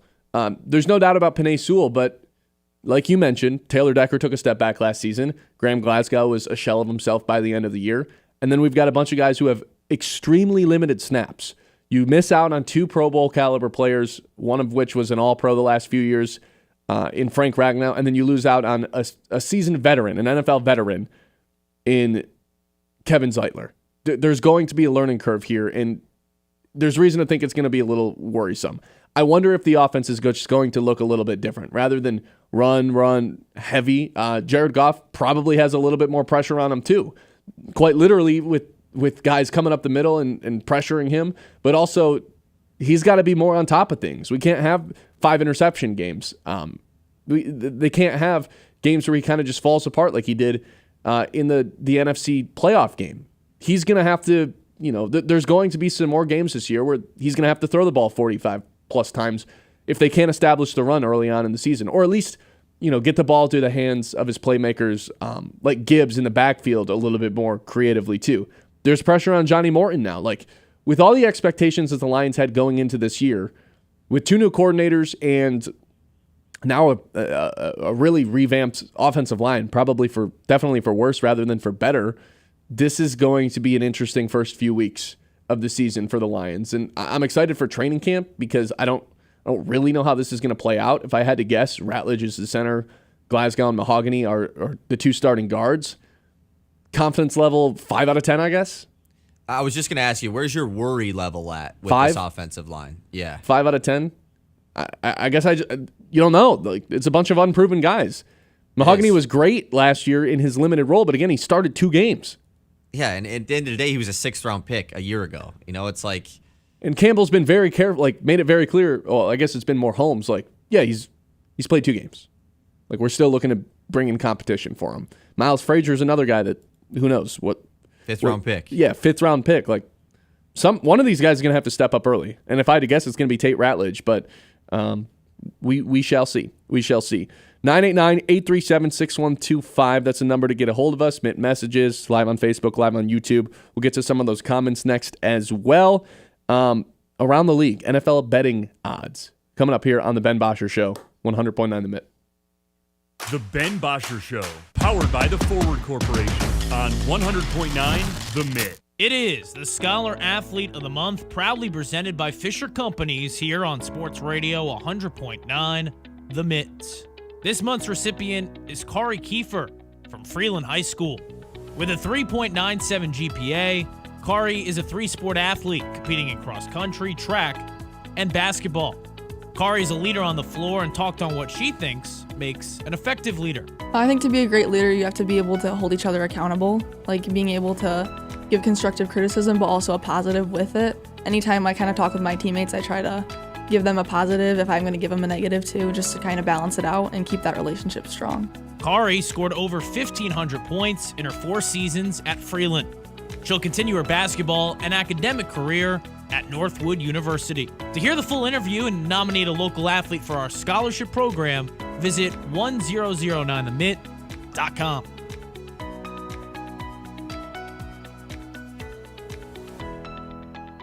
Discover championship golf with amazing views at Apple Mountain in Freeland. Whether you're chasing birdies or just out for a relaxing round, Apple Mountain offers a stunning 18-hole experience for every skill level. Perfect greens, scenic fairways, and a course that plays as beautifully as it looks. Book your tee time now at applemountain.com. Apple Mountain. Golf elevated. Just minutes from Saginaw, but miles from the ordinary. Sneakers laced and smiles ready. That's the vibe at the Greater Midland Dow Run Walk on June 7th. Whether you're racing like a gazelle or strolling like it's a Sunday walk, this event brings fresh air, good vibes, and plenty of high fives. Bring your friends, bring your family, and don't forget your best dance moves for the finish line party. Sign up today at greatermidland.org. Run, walk, or show up just for the snacks. Just make sure you're there this Saturday. Experience world-class golf and family fun at the Dow Championship. Returning to Midland Country Club June 23rd to the 29th. Come and see top LPGA professionals compete in the only team-based event on the tour. Explore interactive fan experiences, family-friendly activities, and delicious local food vendors. Plus, veterans and children under 17 get in free. Don't miss out. Visit DowChampionship.com today for more information. Sneakers laced and smiles ready. That's the vibe at the Greater Midland Dow Run Walk on June 7th. Whether you're racing like a gazelle or strolling like it's a Sunday walk, this event brings fresh air, good vibes, and plenty of high fives. Bring your friends, bring your family, and don't forget your best dance moves for the finish line party. Sign up today at greatermidland.org. Run, walk, or show up just for the snacks. Just make sure you're there this Saturday.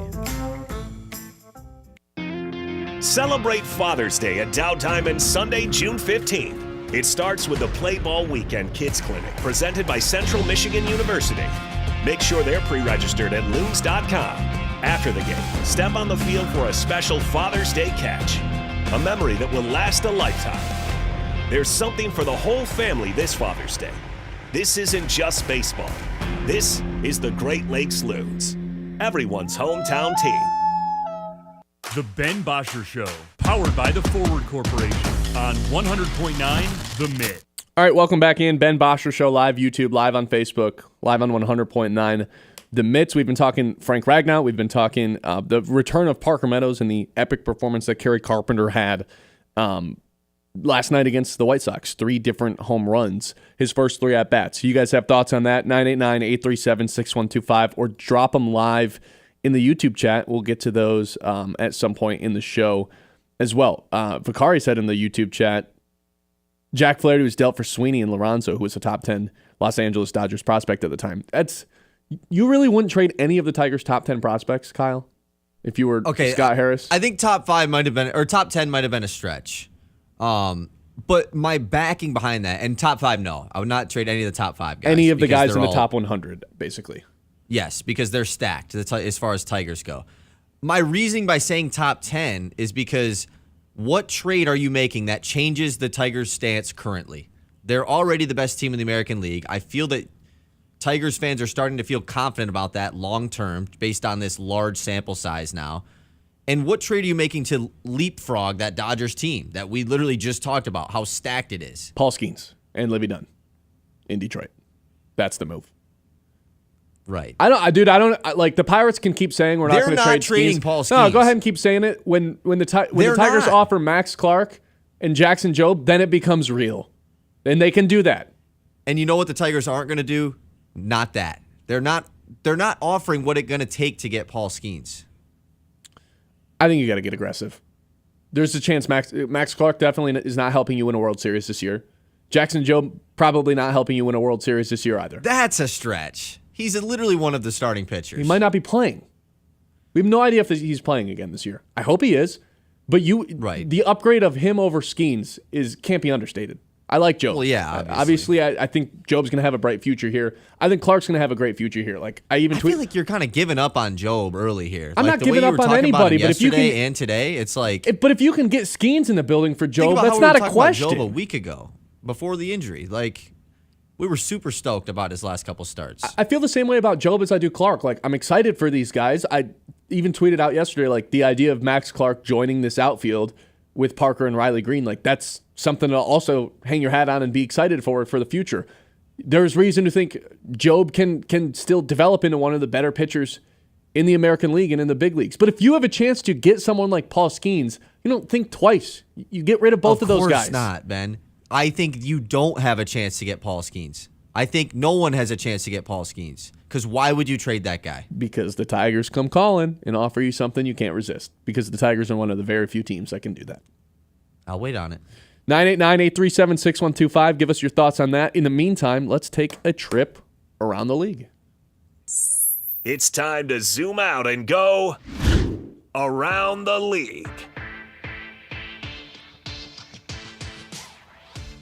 All right, Kyle, what do you got for us? All right, we're making a trip around the league. And, Ben, we're doing something pretty fun today. We're going to have you guess the top 3 odds on winners or favorites to be the award winners on this upcoming NFL season. I'm not prepped on this whatsoever. We're going in. We're truly guessing off the dome. That's good. That's the whole point of trivia. So thank you. All right, let's start. Comeback player of the year. Who's your top 3 favorites? We're not just starting with MVP. No, we got to end with MVP. I forget. Is the point of this award coming back from an injury? Or is it just... Great question. Is it just like... No one knows. Okay. Because Joe Flacco won it after being bad, and then we've seen guys just get injured and win it, so... Who was hurt last year? Is Kirk Cousins You should for sure get one of these guys. Oh, boy. You're putting me on the spot right away. I know. Is Kirk Cousins one of the top 3? No. Kirk Cousins isn't even going to be a starting quarterback this year. Yeah, I know, but he got benched. I mean, he could be the Steelers. All right, you have a running back, a quarterback, and a defensive player. Aiden Hutchinson. Aiden Hutchinson is second, plus 300. Is the quarterback first? Quarterback is first, plus 270. And a running back? And a running back. Oh, man. This running back, here's a hint. The running back has been in this award running probably like 5 times in his career because he's always hurt. It's not Saquon. It's not Derrick Henry. I don't know, man. You might just have to give the running back to me. I'll give you this one because this award sucks anyways. Christian McCaffrey, third at plus 370. Yeah, duh. Yeah, and that's my bad. Dak Prescott at plus 270. Oh, of course. Is the favorite. So, yes, they're going off with to the a bad injured route. start. It's a stupid award, Yeah, though. off to a bad start. Do we want to do Defensive Rookie of the Year? I mean, we did Comeback Player of the Year. I feel like we might as well do that, right? Sure. This is going to be another bad one. These I are the think, for two me. hardest ones. And then after this, you'll be fine. Is it either the Atlanta edge rushers? No. Oh, Travis Hunter. Actually, Travis Hunter is fourth. What? This is okay. Plus 1,000. Well, it's got to be Abdul Carter. Jalen Walker second on the Falcons. My bad. Oh, okay. There's one. Abdul Carter. First, plus 250. What position is third? Defensive line. It's not tied Tyreek. with Travis Hunter, actually. So you kind of got it. Oh, then I win. It is tied. It's Mykel Williams. Yeah, Mykel Williams, the Georgia guy. Okay. Coach of the Year. Dan Campbell, top 3? Dan Campbell, not even top 10. Yeah, that's fair. Ben Johnson. I guess what could he do this year? Oh, yeah. Mike Vrabel, I think has you to be just in nailed the top 2. Ben Johnson plus 650 to win. Mike Vrabel plus 850 second. I can't imagine Harbaugh still in it. No. It's not a first-year guy. I'll give you that. Second year? Second year. There's no way it's Callahan, right? No. Give it to me. Mike McDonald in Seattle. Oh, At yeah. plus I should have had that one. 1,300. That's a good one. Okay, Offensive Rookie of the Year. Going in weird order here, but these should be pretty self-explanatory. See if you can get an order. Ashton Genty. No, Ashton Genty's probably second, right? No, Genty's first. Oh, he is. Cam Ward would be 2 then. Yep.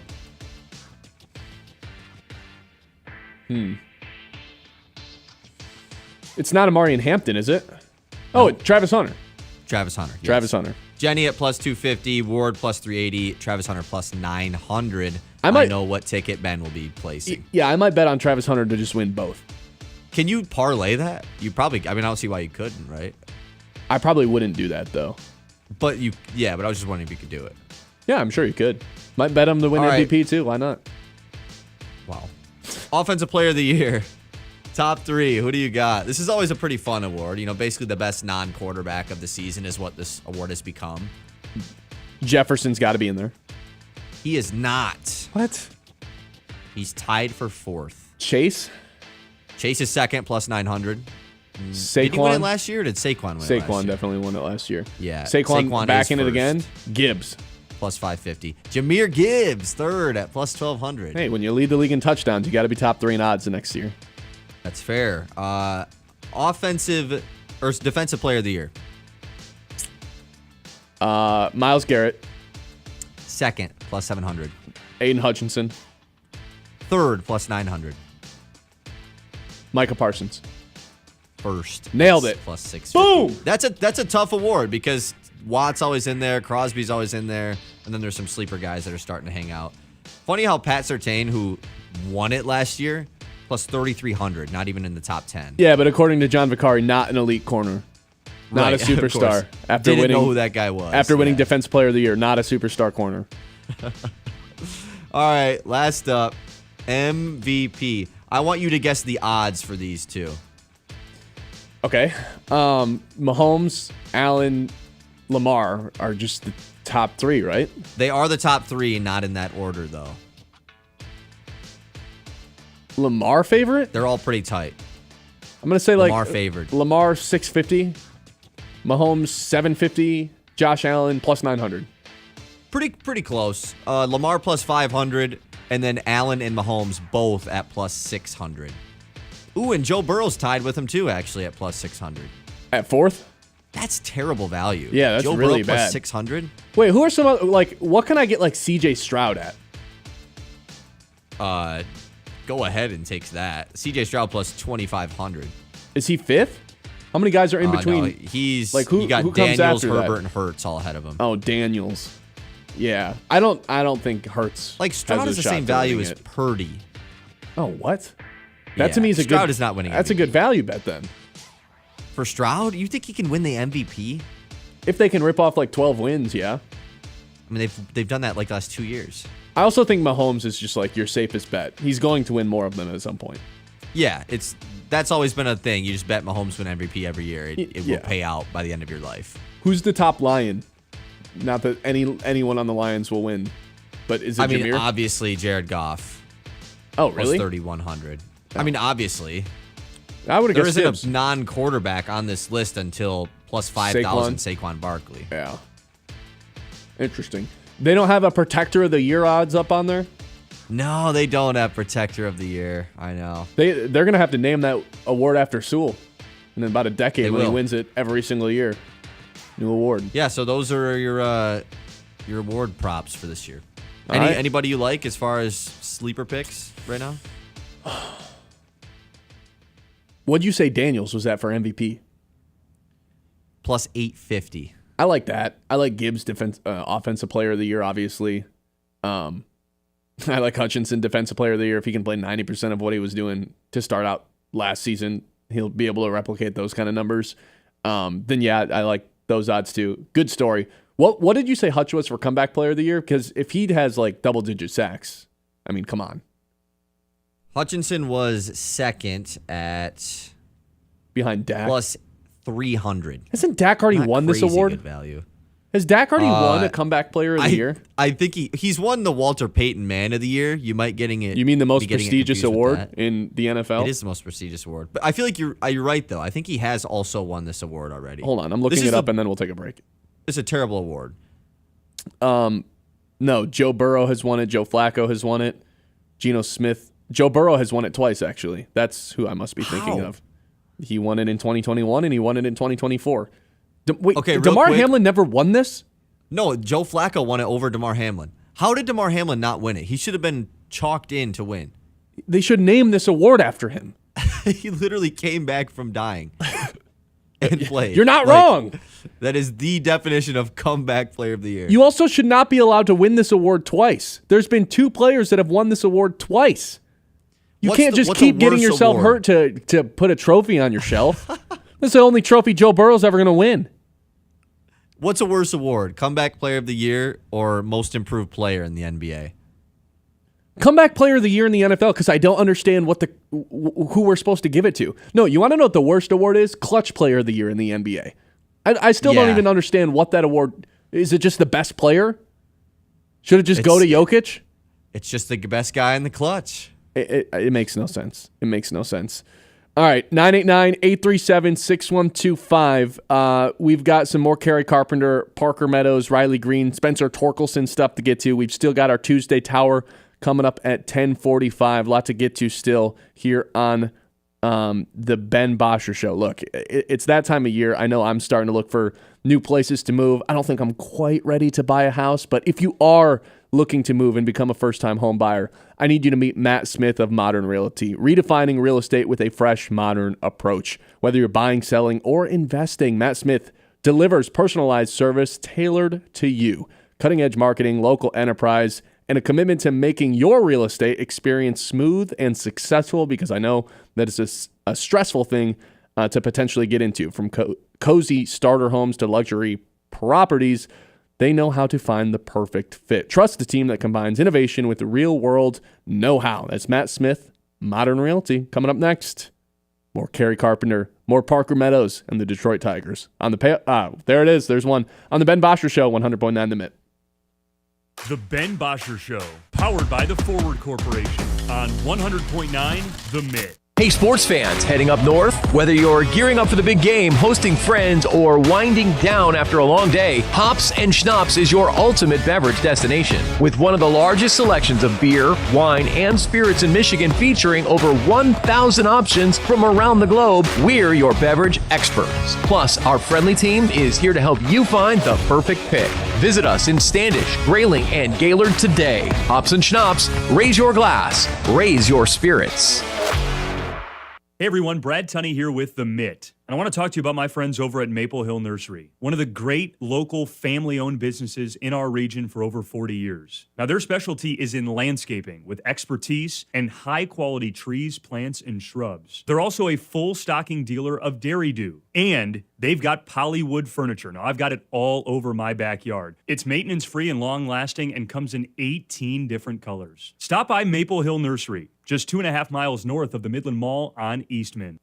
Another episode takes over Dow Diamond. Star Wars Night with the Great Lakes Loons returns Saturday, June 14th. Immerse yourself in the echoes of the Empire saga throughout the game, culminating with an epic fireworks loontacular presented by Farm Bureau Insurance. Tickets are selling fast. Visit loons.com before they're gone. Thank the maker. This isn't just baseball. This is the Great Lakes Loons, everyone's hometown team. Since 2007, the Michigan Baseball Foundation has invested over $1.8 million into our communities, supporting over 350 projects across 14 Michigan counties. From restoring Alma Little League fields to creating nature-based classrooms at the Chippewa Nature Center and enhancing accessibility at the middle of the Mitt Miracle Field, MBF is making a real difference. Every ticket to a Great Lakes Loons game helps fund these initiatives. Join us in building a stronger, more vibrant community. Learn more at MichiganBaseballFoundation.org. Get ready, Michigan. Field of Frames Fest presented by Dow is taking over Dow Diamond September 26th through 28th. It's the ultimate celebration of gaming, esports, and community, bringing together fans, families, players, and industry pros for a 3-day festival like no other. Watch elite teams battle in high-stakes competition, the Valorant Collegiate Invitational and Rocket League Semi-Pro Showdown, each with $10,000 prize pool, a $5,000 Super Smash Bros. Open tournament, and a 17U Fortnite Youth Tournament with $1,000 up for grabs. There's live music, entertainment, and activities for all ages, plus educational panels and hands-on workshops for those interested in tech, business, and gaming industry. Tickets start at just $25, and kids 10 and under get in free. Don't miss your chance to be part of a landmark event. Visit fieldofframesfest.com to grab your tickets today.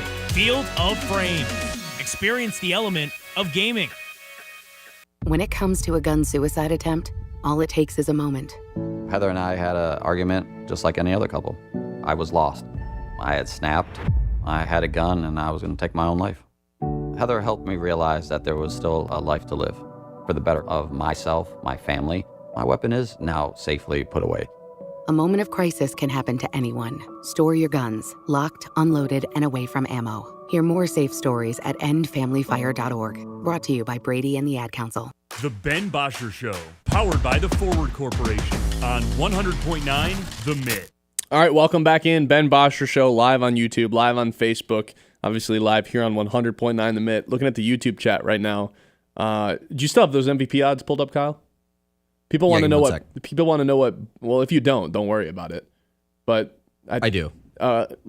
People want to know what Bo Nix MVP odds are. Okay, can you describe who people is for me? So you know exactly who it is. Okay, yeah. Bo Nix MVP odds. Let me scroll really far down the list here. Plus 7,500. Just for example, guys that have the same odds as Bo Nix to an MVP. Bryce Young. Nice. Geno Smith. Of course. Yeah. Michael Penix Jr. J.J. McCarthy, who's never played a snap in the NFL. And Aaron Rodgers, who's not on a team. Bo Nix is not winning the MVP. Logan. We've got another comment from Ian saying, over under 11.5 days into the show until he stops saying the payoff. That's a good number. Really good line. I think I would take the under. I think by the end of the week, I'm pretty locked into not saying I just feel like it'll randomly pop in, like in 2 weeks. What do they say? Old habits die hard? I think that's something like that. I have no idea. Do we still see the Lions dominating the NFC North with the new offensive coordinator, new defensive coordinator, and Frank out of the picture now? Man. I think so.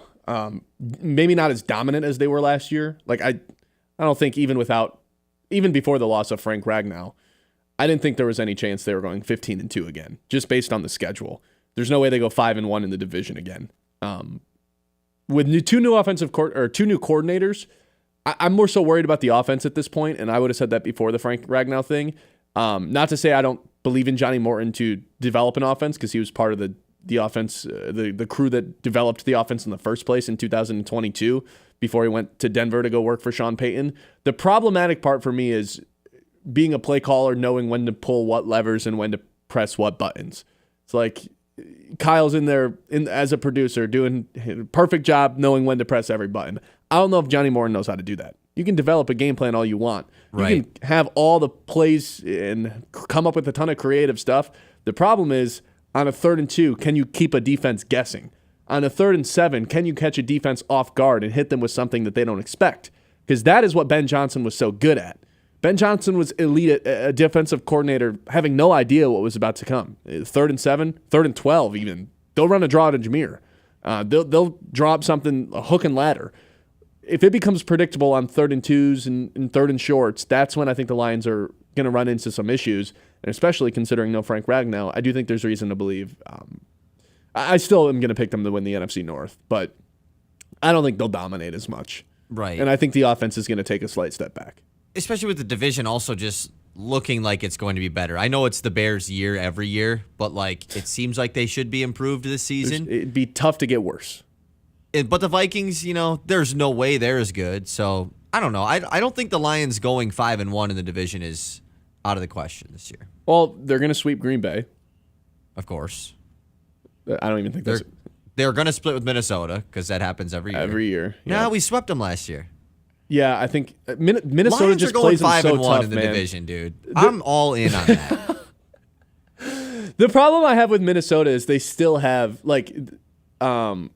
what's their defensive coordinator's name? Brian Flores. Oh, yeah, Flores. Flores.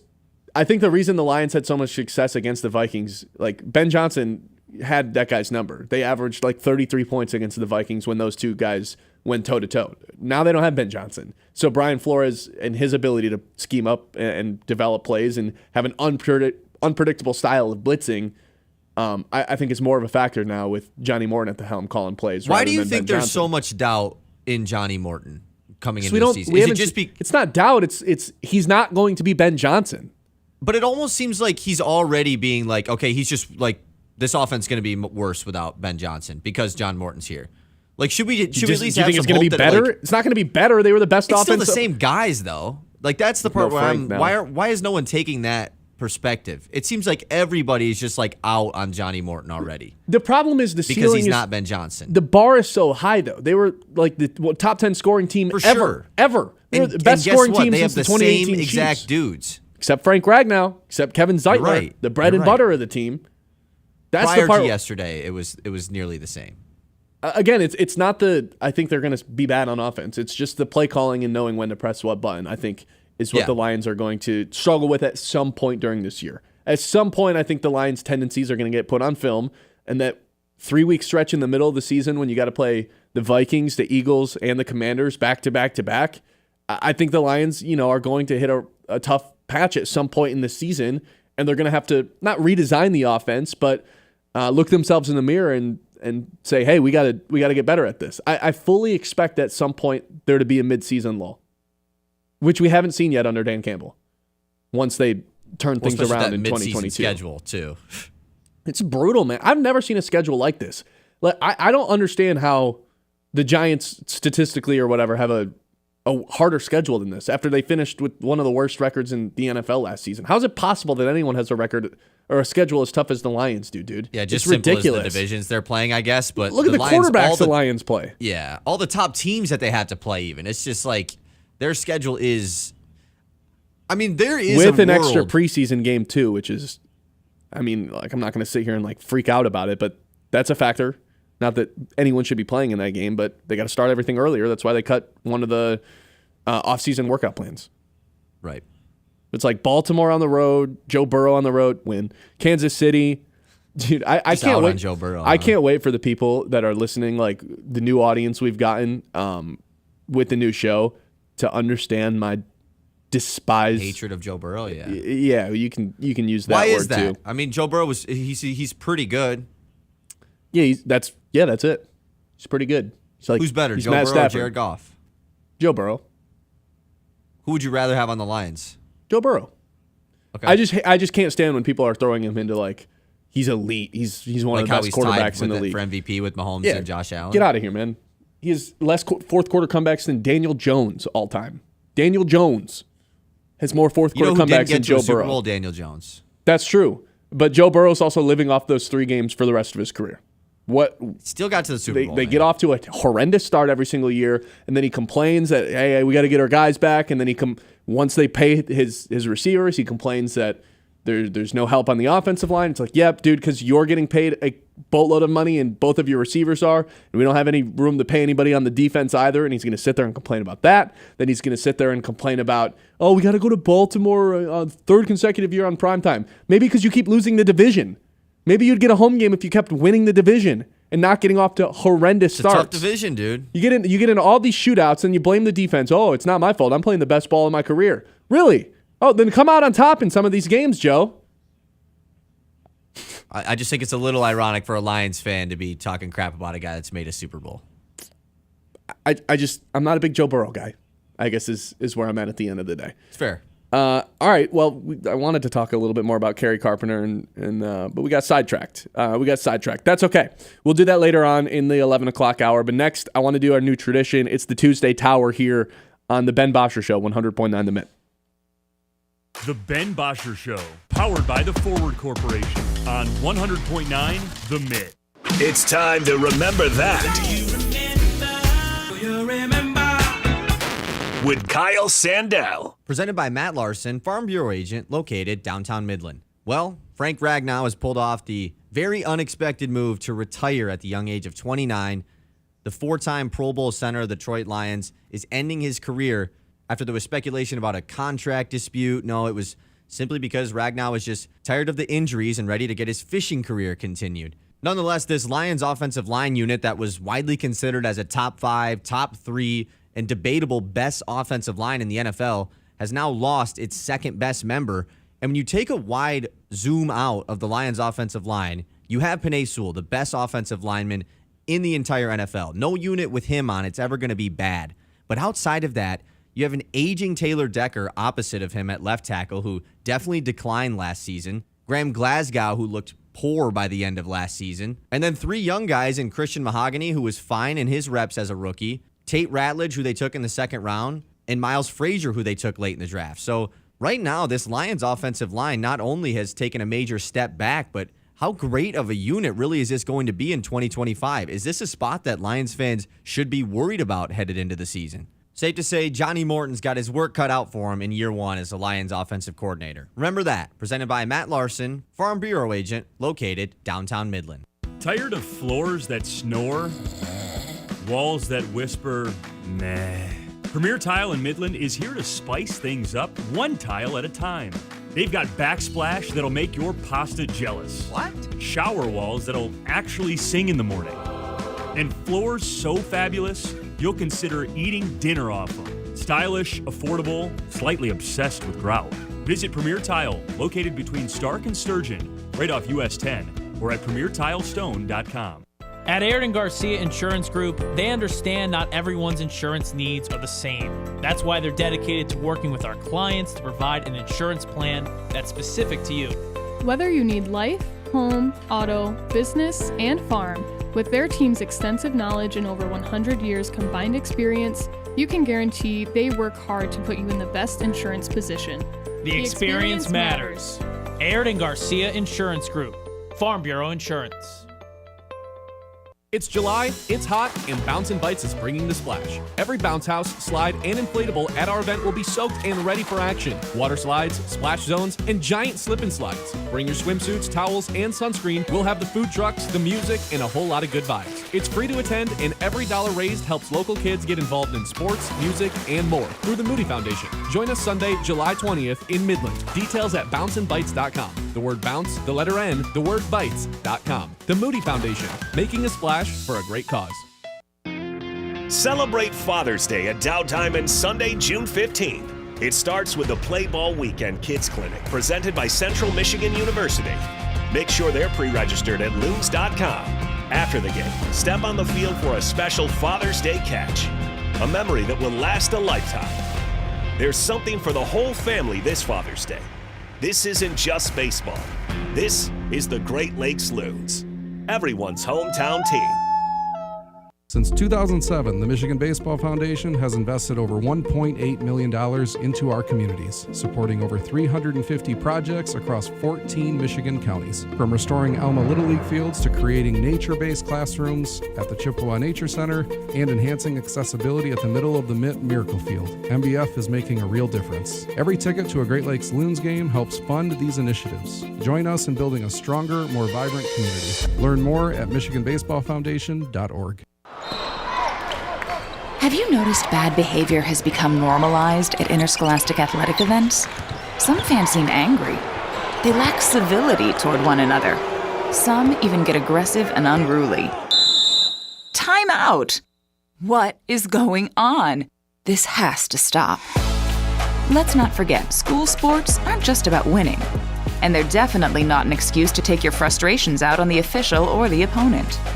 They're about teaching lessons like perseverance, respect, and empathy, so students can learn and grow as people, not just as players. We all have a role to play in setting a good example for our students and teaching them these important values. So fans, it's time to step up your game and behave positively at interscholastic athletic events in Michigan. This message presented by the MHSAA and the Michigan Interscholastic Athletic Administrators Association. The Ben Bosscher Show, powered by the Forward Corporation on 100.9 The Mitt. All right, welcome back in. Ben Bosscher Show, live on 100.9 The Mitt, live on YouTube, live on Facebook. Appreciate everyone who is tuning in right now. We are going to do something new here right now. I guess everything we do is kind of new because the show is new. But something I want to do every Tuesday is called a Tuesday Tower. Are you familiar with the idea of the concept of a pyramid, Kyle? You know how pyramids work? No, explain it. So, in my pyramid, rather than, I thought about, do we do a top 10 every Tuesday? And then I thought of a better way to do it. 4 on the bottom, 4 pieces of information. Today it's going to be Detroit sports nicknames because I was inspired yesterday by Kerry Bonds hitting 3 home runs. So 4 nicknames on the bottom tier, which is still a good tier to be on. 3 on the next, 2 on the following, and then the GOAT tier. The one nickname that rises above all for Detroit sports athletes. You ready? Why don't we show the people as well? Oh, I forgot we had the capabilities of doing that now that we're on the stream. All right, let's, that's a good graphic, Kyle. The Tuesday Towers. I didn't even know you made that. That's pretty good. All right, let's start out with that bottom tier.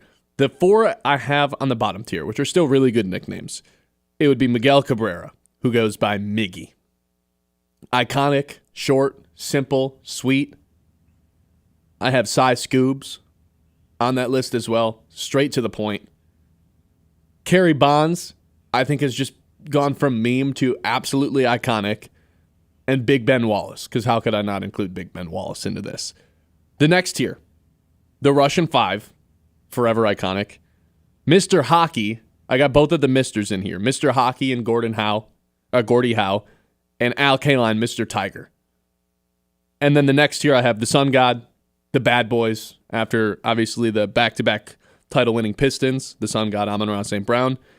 And then the top of the list, the best nickname in Detroit sports history, without question to me, is Megatron, because that dude was not human. He was a robot. Megatron tops the list. All right, so my first qualm with the list. I actually really agree with your placement of Miggy. because sweet, it's simple. Most people would be like, "Oh, Miggy, that's the best, like it's a most classic nickname." But it's a really simple nickname, you know? It's really good. It's really good, but it's nothing extraordinary. Mm-hmm. That's why I think it's good to be towards the bottom. Sun God is pretty good, but like that high, I feel like that might be a bit too, like with Bad Boys.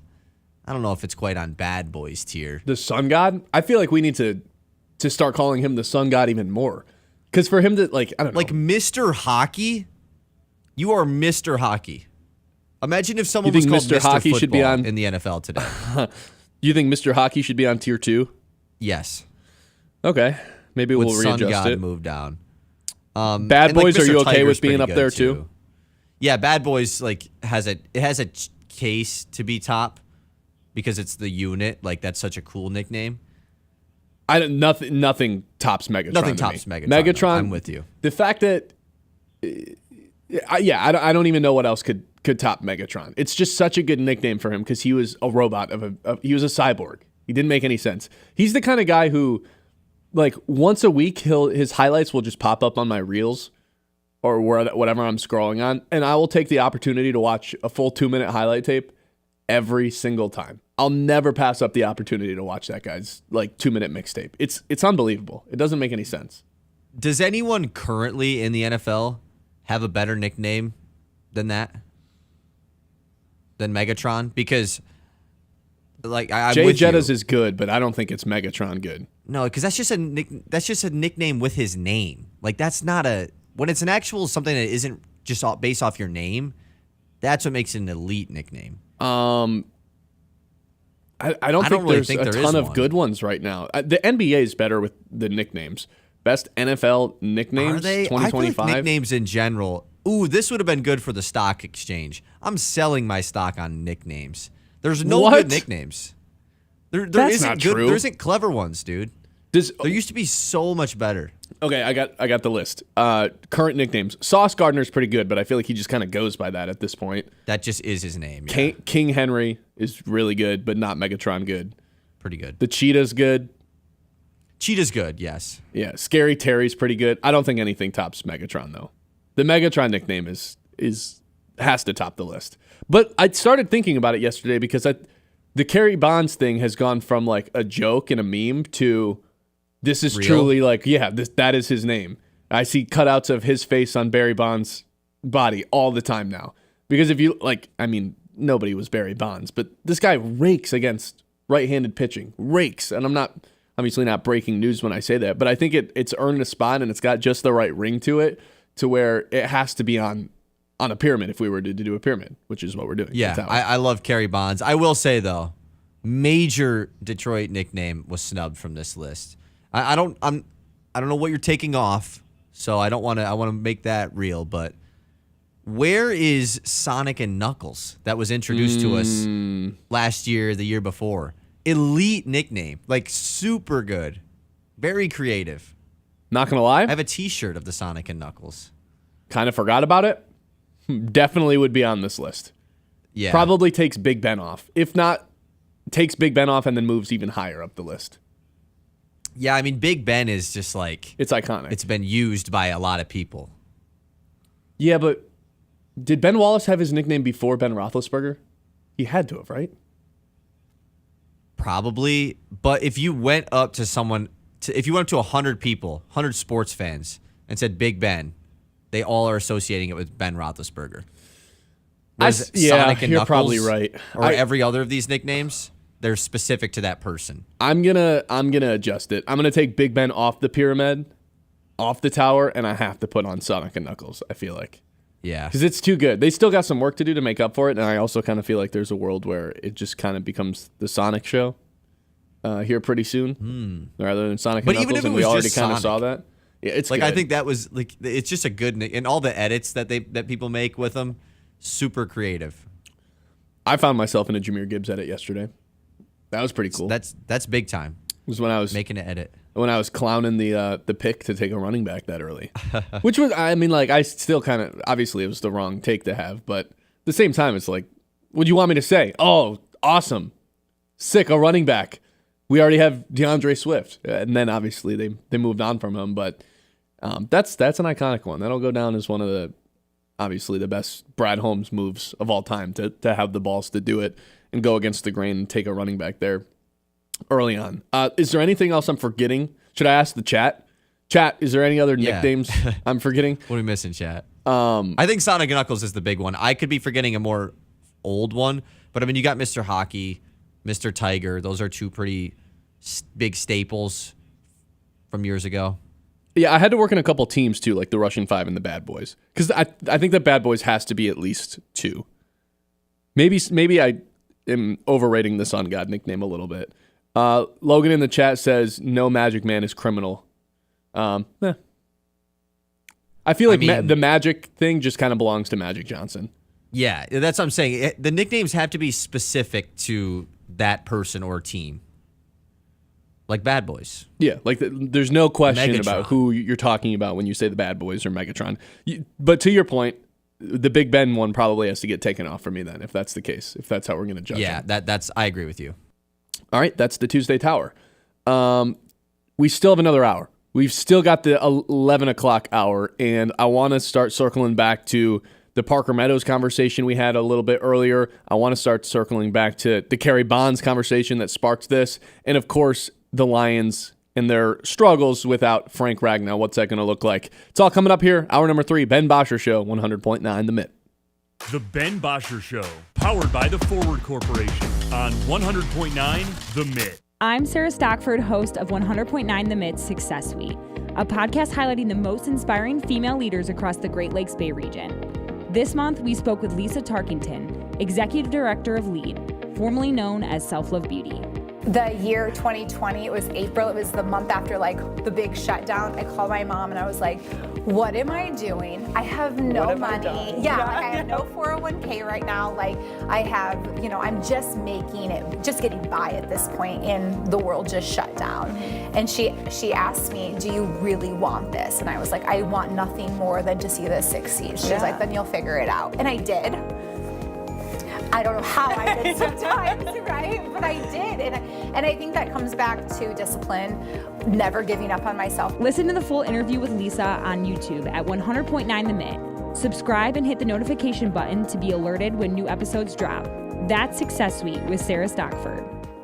Now, wait a second, Sharon. So the Midland Area Community Foundation runs the Midland Area Santa House? You bet we do. And Midland Area River Days? Absolutely. Plus scholarships for students and grants for local nonprofits? That's like hitting the cycle and impacting our community. Anyone can step up to the plate and help build community capital for as little as $5. $5? That's the cost of a snack at the ballpark. How do I get in the game? Just visit midlandfoundation.org and make a gift to our community investment fund. Every dollar makes a difference. Join the team. Give today at midlandfoundation.org. A beautiful yard increases both the value of your home and the quality of your life. Commercially, landscaping creates a positive impression of your professionalism and commitment to community, customers, and employees. Cervinsky Sod has been creating and maintaining outdoor spaces for 56 years. Whether your project is residential or commercial, the team at Cervinsky Sod Services will work with you to build and meet budgets and finish the job with top quality and in a timely manner. To get a quote, call 989-835-4810 or visit CervinskySodService.com. Hey Midland, join the Silver Sneakers and Renew Active programs at the Midland Community Center, where fitness for seniors is fun and free. With Silver Sneakers and Renew Active, seniors 65 and older enjoy access to Greater Midland Community Center, North Family Center, and Coleman Family Center, all at no extra cost with eligible Medicare Advantage plans. Dive into all group fitness classes, exclusive Silver Sneakers classes, and our Greater Midland Walking Club. Get moving with Silver Sneakers and Renew Active at the Midland Community Center. I'm a pretty great multitasker. I can wash dishes and do laundry. I can roller skate while walking my dog. I can even order lunch while doing my homework. But I can't use my phone while driving. A distracted driver is one of the leading causes of death in the United States. So when it comes to driving, please, don't be a multitasker. Don't drive distracted. A message brought to you by the National Highway Traffic Safety Administration, Project Yellow Light, and the Ad Council. From the Blasey Electric Studios, this is Sports Radio 100.9 The Mitt, WLUN, Pinconning Bay City, Saginaw, Midland. The Ben Bosscher Show, powered by the Forward Corporation on 100.9 The Mitt. Hour number 3, let's keep things rolling. Before we jump back into the Kerry Carpenter, Parker Meadows conversation, before we jump back into whether or not the Tigers are going to, or the Lions are going to take a step back with no Frank Ragnow, I wanted to update the people on the last segment. Kyle, you convinced me Sonic and Knuckles is way too good of a nickname not to be on the pyramid. I'm actually bumping them all the way up to tier number 2. I'm taking out the bad, not the bad boys. They're staying in tier number 2 as well. I'm taking out Big Ben as a nickname. Sonic and Knuckles jumps all the way to tier 2. The Sun God down to tier 4. The still really good tier. So Sun God, I'm just giving a visual for the people here with it back on the screen. Sun God back to 4th tier. Yep. Sonic and Knuckles at 2. Yeah, I just can't take the Russian 5 or Mr. Hockey or Mr. Tiger out of the 3rd tier. I just can't do it. But Sonic and Knuckles leaps all 3 of them. Yeah, it's so good. I cannot believe I forgot about it, to be honest. Yeah, that's on me. It's Sorry, tremendous. chat. Sorry, guys. Shout out to chat. Austin Johnson in the chat says Moose Monroe for Greg Monroe. I think, did he average like 12 points a game as a Piston? Yeah, just a legend. I Definitely deserves to be in the conversation with Megatron. Actually, 14.3 points per game. Maybe he does deserve to be on this list. Did Drummond ever have a nickname besides just like Hairy Shoulders guy? No, he did not. How about Reggie Jackson, the OG Reggie Jackson king had of a the nickname? 4th quarter? Mr. Clutch. Yeah, if there was the Clutch Player of the Year award back in 2015, Yes, Reggie Jackson would have brought home that. 2 of those.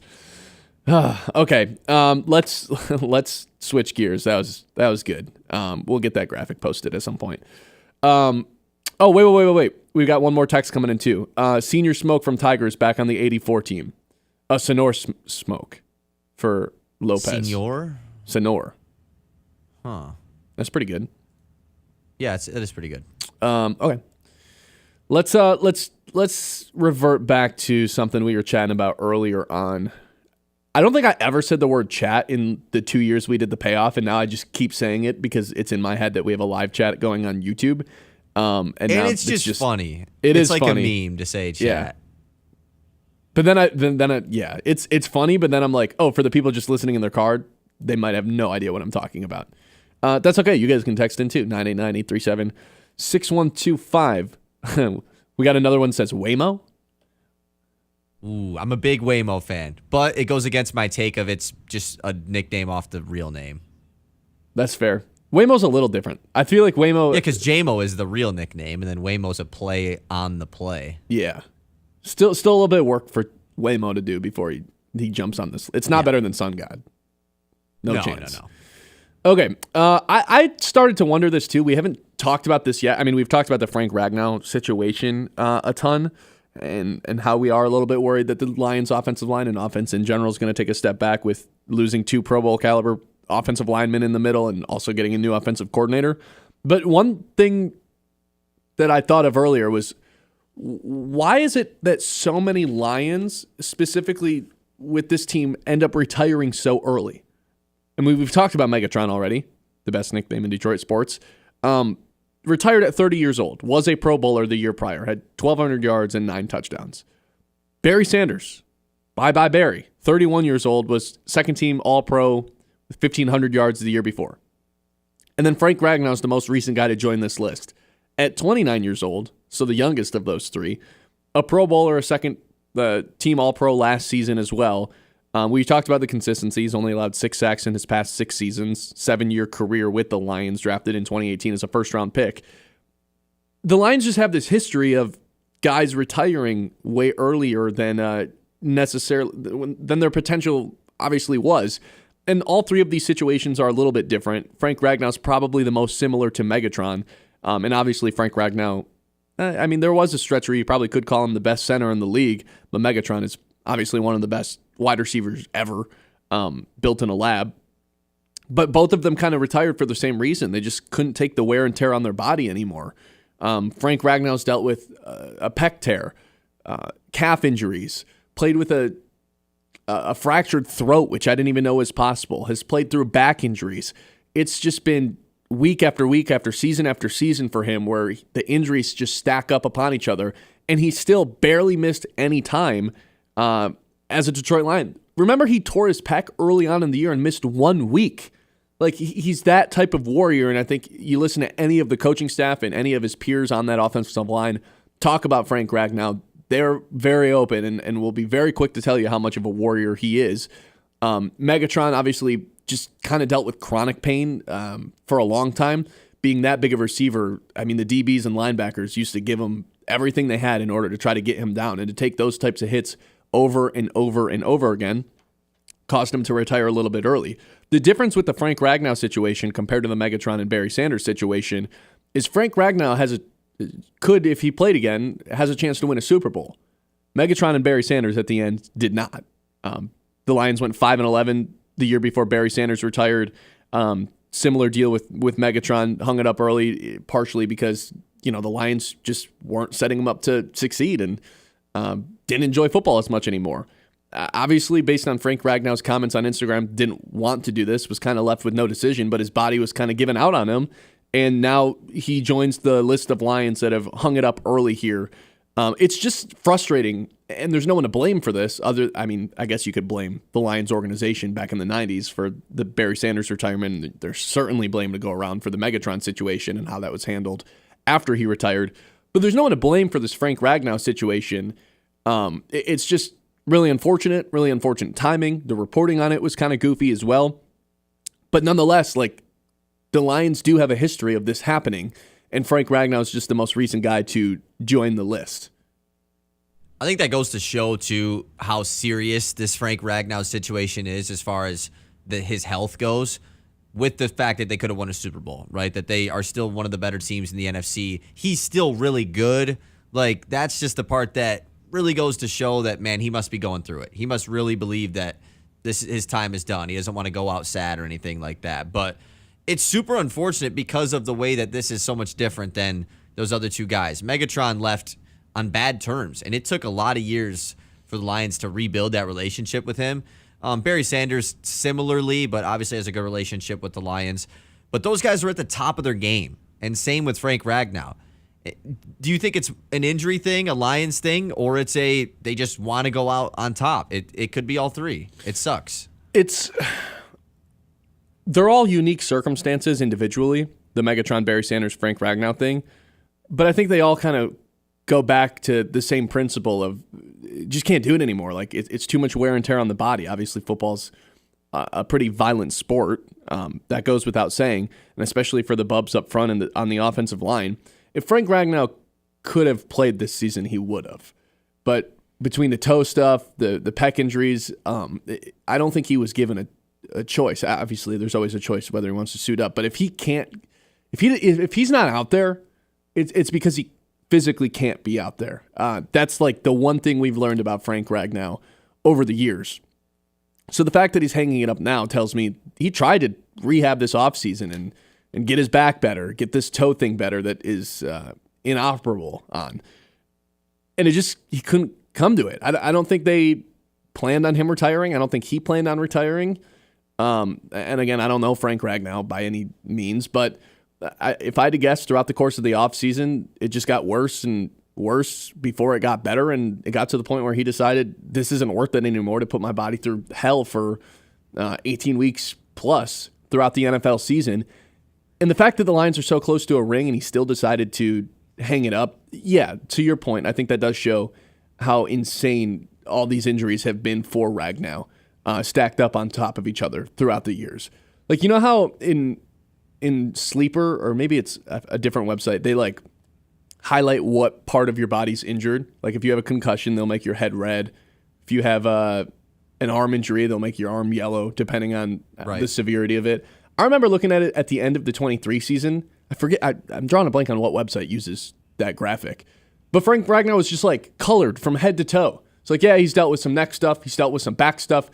He's torn his pec. He's dealt with calf injuries, hamstring injuries, fractured his throat, and he still was playing through everything. Still barely missed games, yeah. Yeah, barely missed any games at all over the past 6 seasons.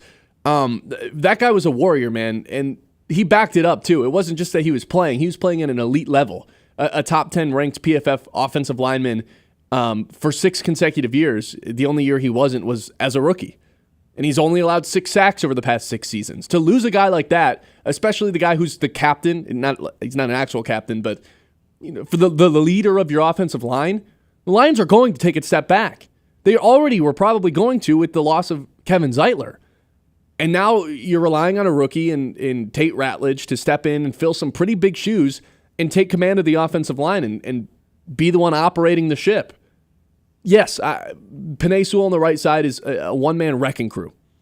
He will win Protector of the Year. Like, if there was odds on that, I would be betting it. But you look around the rest, and it's like Graham Glasgow was on the decline.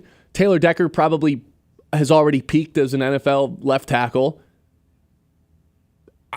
There's reason to be worried, and I think we can all we all do a good enough job of trusting Brad Holmes, and I think he's earned that right to think, hey, this Tate Ratledge pick is going to work out. He's built to be here.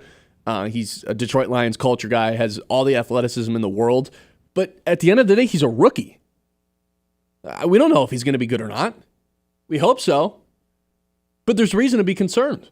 And if it's going to, affect Johnny Morton's play calling as well, then all of a sudden we're talking about an offense that is a little bit revamped, not for the better, but for the worse. I think there's going to be some learning curves early on in the year now, especially considering how fast you're going to have to start playing some tough teams.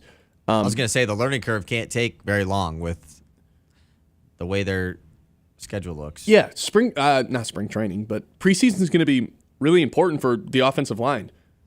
And Taylor Decker and Penei Sewell certainly don't need to be playing in preseason. Same with Graham Glasgow. You don't need to put any wear and tear on his body, but you'd like them to get some reps together, the offensive line, whatever that ends up being. And I think it's important for guys like Frazier, guys like Ratledge, and guys like Christian Mahogany to play in a lot of the preseason to get them ready to go, which is coming up a lot faster than people realize. If you compare, I know we were comparing the skill position group to the offensive line earlier. I mean, just do the lines, the offensive line and the defensive line. What unit are you more confident in going into 2025? Because I think a good argument could be made for the defensive line. Well, there's a rookie on both sides of the ball in the middle. Right. With Tyleik Williams for the first 8 weeks. You have a superstar on each unit. They're pretty similar, I would say. By the end of the year, I think it's the defensive line, though, is quite improved over the number 2 on the offensive line. Yeah, with Aleem. Yeah, but Aleem's not going to be there for the first X amount of weeks. I'd say to start it's probably the defensive line, right? Right. It's probably the defensive line. I think the offensive line, you could talk about a lot of position groups that you feel more confident about next year. I think I'm more worried than most about this group. It's just a lot of unexperienced guys. It's moving parts. I understand Sewell is, you're not going to be bad, right? That's not what we're talking about. But an Lions team that has a lot of pretty good position groups, this offensive line unit is falling to the bottom of that. And a quarterback who cannot evade pressure. Right. We like Jared Goff. I think the Lions can win a Super Bowl with Jared Goff, but everything else has to be perfect. And I don't know if the offensive line is perfect without Frank Ragnow anymore. 989-837-6125. We'll keep that rolling. We'll get some Mitt messages. We'll check the chat, and we'll note about Parker Meadows' immediate impact when we all come back here on the Ben Bosscher Show on 100.9 The Mitt. The Ben Bosscher Show, powered by the Forward Corporation on 100.9 The Mitt. Ace is the place with the helpful hardware, folks. Ace Hardware and Sports in downtown Midland has some extra savings for rewards members this month. Let's clean up that yard. Save $3 instantly on select Roundup and Ortho weed killers. Save $10 on 64-ounce spruce, weed, and grass killer. You know what season it is? Grilling season. Free assembly and delivery on grills, $399 and up from brands like Weber and Traeger. Need that deck touched up? Do it and save $10 instantly on a gallon of Cabot exterior stain. This Loons Update is brought to you by Freeland Foot and Ankle Clinic, where patients are treated like family. The Loons took 4 of 6 from Fort Wayne this past week at Dow Diamond, and on Sunday, a dramatic finish. The first walk-off winner of 2025 for Great Lakes came on June 1st with the bases loaded. Logan Wagner struck one into left field to win it for the Loons. Bases loaded. Sanchez to Wagner, 5-5 here in the 9th. The first. Wagner swings, hot shot, that's off the glove of Butterworth, into left. Wagner, walk-off winner.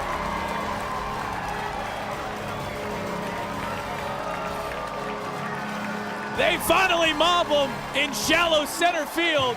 Great Lakes now 27-24 on the season and will head back out on the road this week for a 6-game set in South Bend. The first game of 6 between the Loons and Cubs is Tuesday at 7:05. Pregame coverage starting at 6:50 here on 100.9 The Mitt. At Tommy's Express, you can get your car clean, shiny and dry in just minutes. Our state-of-the-art eco-friendly wash delivers a spotless finish every time. With the Tommy Club app, enjoy unlimited washes or paper wash. Skip the line with license plate recognition and manage everything right from your phone. Fast, clean, and simple. Visit Tommy's Express today and see the difference. Text CLEAN CAR to 86697 for a free works wash. Offer valid for new guests only. By participating, you consent to receive promotional information text from Tommy's Express. Message and data rates may apply. Message frequency varies. Why are interscholastic sports called the last classroom of the day? Because they teach students important life lessons like teamwork, accountability, and perseverance. School sports are so much more than a game. They're about developing the whole person. That's why they're an essential part of every student's education. Encourage your student to participate in the last classroom of the day. Interscholastic Sports in Michigan. This message presented by the MHSAA and the Michigan Interscholastic Athletic Administrators Association. The Ben Bosscher Show, powered by the Forward Corporation on 100.9 The Mitt. Welcome back, Ben Bosscher Show, live on YouTube, live on Facebook, obviously live on 100.9 The Mitt here in the Great Lakes Bay region. Let's jump back into the Parker Meadows thing because I still think there's some life to this. The impact Parker Meadows made last night upon arrival cannot be understated. Comes into the game, strikes out on the top of the first, and then from that point forward was a killer on both sides of the ball. Makes a diving catch in the outfield that had a .950 expected batting average. That's ridiculous. Nobody else in the league is making those types of plays on a consistent basis, and Parker Meadows, despite not playing for the first 2 months of the season, comes in and makes a play that only the 1% of outfielders can make. Ends up having a double, ends up having a stolen base after a walk, ends up having a triple later on in the game. He can do all that stuff individually, but the impact he makes to the rest of the lineup, that's where I think everything starts to really look like this is a World Series team. Because now Kerry Carpenter's not leading off. You get the middle of the lineup being Spencer Torkelson, Riley Green, and Kerry Carpenter. Whereas Parker Meadows is leading off. Yesterday it was Glaber in the 2-hole, and then you get the bulk of the lineup, all your power hitters. What did you say that, Kyle, earlier? There was 3 guys that have 13-plus home runs, first time since 1962 for the Tigers? Was that the stat? First time since 1962. So pretty crazy stat. To have those 3 guys in Kerry and Riley and Torkelson be the 3, 4, 5 hitters every day with Parker leading off and Glaber or whoever in that 2-hole, all of a sudden I'm looking at this team like, all right, I already thought they were the best team in the American League, but now this might really be the best team in Major League Baseball other than the Dodgers. Parker Meadows is a legitimate asset here. And him being an everyday leadoff guy is allowing Kerry Carpenter to just kind of swing for the fences rather than, not that he wasn't doing that in the first place, but it allows him to not have to worry about getting on base as much. He can be a little bit more aggressive in the middle of that lineup. That's the part to me where it's like, you look at this Tigers team and there's some real concern if you're another American League team when there's right-handed pitching on the mound. Adding another lefty to the top of this star-studded now lineup. It's not like superstar level, but there's 4 guys now that you can look at and be like, these are cornerstones to the franchise. It's like Alex Caruso of the Thunder on the Tigers. Like, he's like the most elite role player you could ever ask of. Parker Meadows is, Does a little bit of everything, right? Like, he's not a superstar. There's other guys on the team that are clearly stars over him. Mm-hmm. But he brings the floor up such a level and raises the ceiling to an extent. And I think he almost, you can give me your opinion on this, but he almost solves the issue of the Tigers don't have a third baseman. Because it allows Javi Baez to come back and play those 2 spots. Yes, is continuing to play good baseball. He can occupy third base now. I think it helps, but I still think if you have the opportunity to make your team even better at the deadline, you have to do it. And if that's through a third baseman, then so be it. But you're right. Like, now Trey Sweeney doesn't have to be an everyday player. And again, I like Trey Sweeney, but I don't love Trey Sweeney. Trey Sweeney shouldn't be an everyday player for a team that has World Series aspirations. And to be honest, he's probably the worst player that's in the lineup on a consistent basis now that Jace Young's not there every day, now that Ryan Kreidler's not there every day. I mean, like Ibanez and those guys, Jahan, situational guys. And I guess Wenzel still has a lot to prove. But like Trey Sweeney was an everyday player, and now he's not. He wasn't in the lineup yesterday. That's the kind of impact Parker Meadows is having to this team that, again, already was the best team in the American League by a handsome amount of games.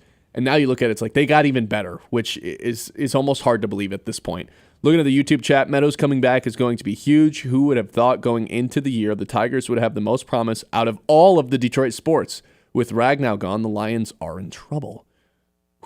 Do we have to update the Detroit sports power rankings? Wow. Tigers have passed the line. I mean, the Tigers are the best team in the American League. The Tigers were the best team in the NFC, or the Lions were the best team in the NFC, but... What would be the equivalent of going 15-2 in the MLB? Is that like 105 wins? Yeah, winning like 105 games. I think that's on the table. Maybe for in between 105 and 110. I think 105 is a lot. They're on pace for like 109 right now. I know. And they have one of the easiest schedules remaining in Major League Baseball. Like, I don't think that's off the table. So maybe, I don't know, maybe the Tigers are number one. They have the best player. The fact that we're even talking about this is just absurd. Like that this is even a possibility. And a year ago today, we were like writing this team off. Rightfully so. They sucked. Exactly. I do want to ask you, though, unless you have a text to read. No, go ahead. Like, how big of an issue is it that, because as Parker Meadows coming back now, he's an everyday guy. Even against lefties last year, he was an everyday guy.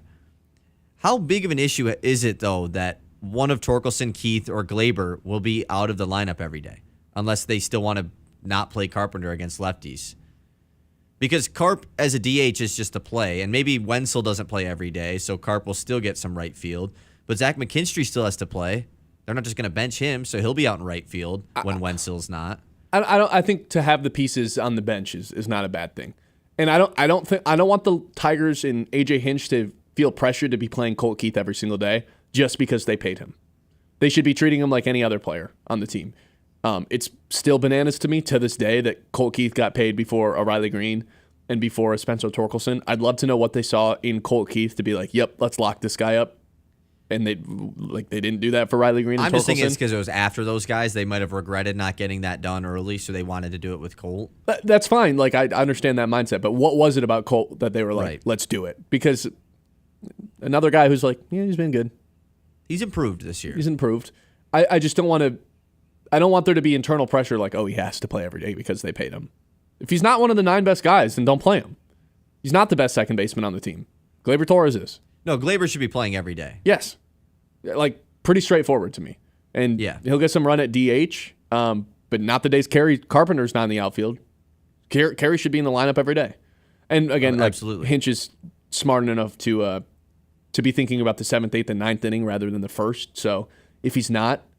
he's thinking about the game 2 days in advance during the game that's going on. You know, he's got all that mapped out. Super genius brain. If this is the worst start possible, this is a pretty good start for the boys in the good old English D.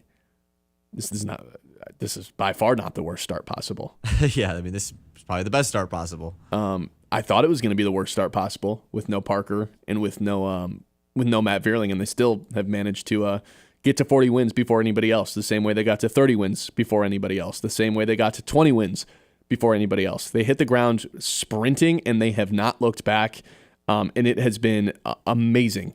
They are like a RAV4 just cruising down the highway right now, cruising to 100 wins, and it's been amazing. And if you're racing your car down the highway, first of all, don't get a ticket. Second of all, you got to give your car a glow up.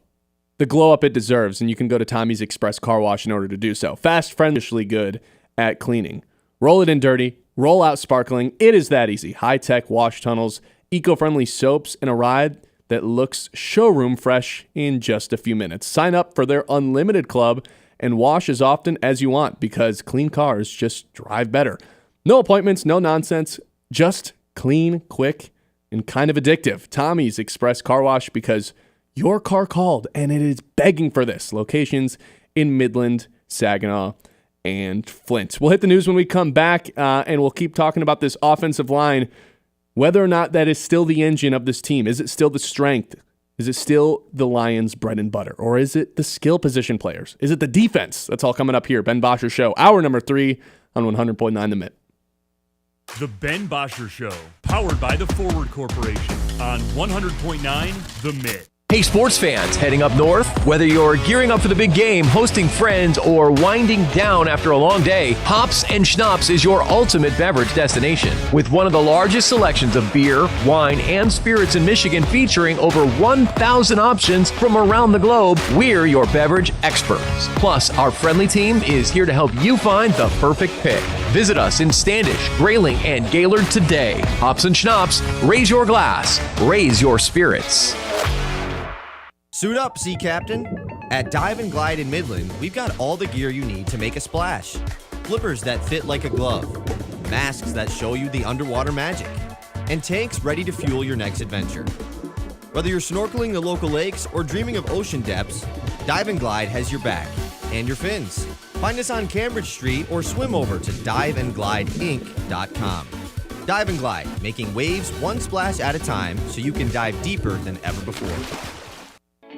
When the winter chill sets in, nothing feels better than a cozy home. At Answer Heating and Cooling, we know how important it is to stay warm on those frosty nights. Our expert technicians are just a call away, ready to ensure your heating system runs efficiently and keeps your family snug. Don't get caught in the cold. Schedule your winter tune-up today and enjoy a cozy, worry-free home. Answer Heating and Cooling, where your comfort is our priority. Visit us online or call today. Another episode takes over Dow Diamond. Star Wars Night with the Great Lakes Loons returns Saturday, June 14th. Immerse yourself in the echoes of the Empire saga throughout the game, culminating with an epic fireworks loontacular. Presented by Farm Bureau Insurance.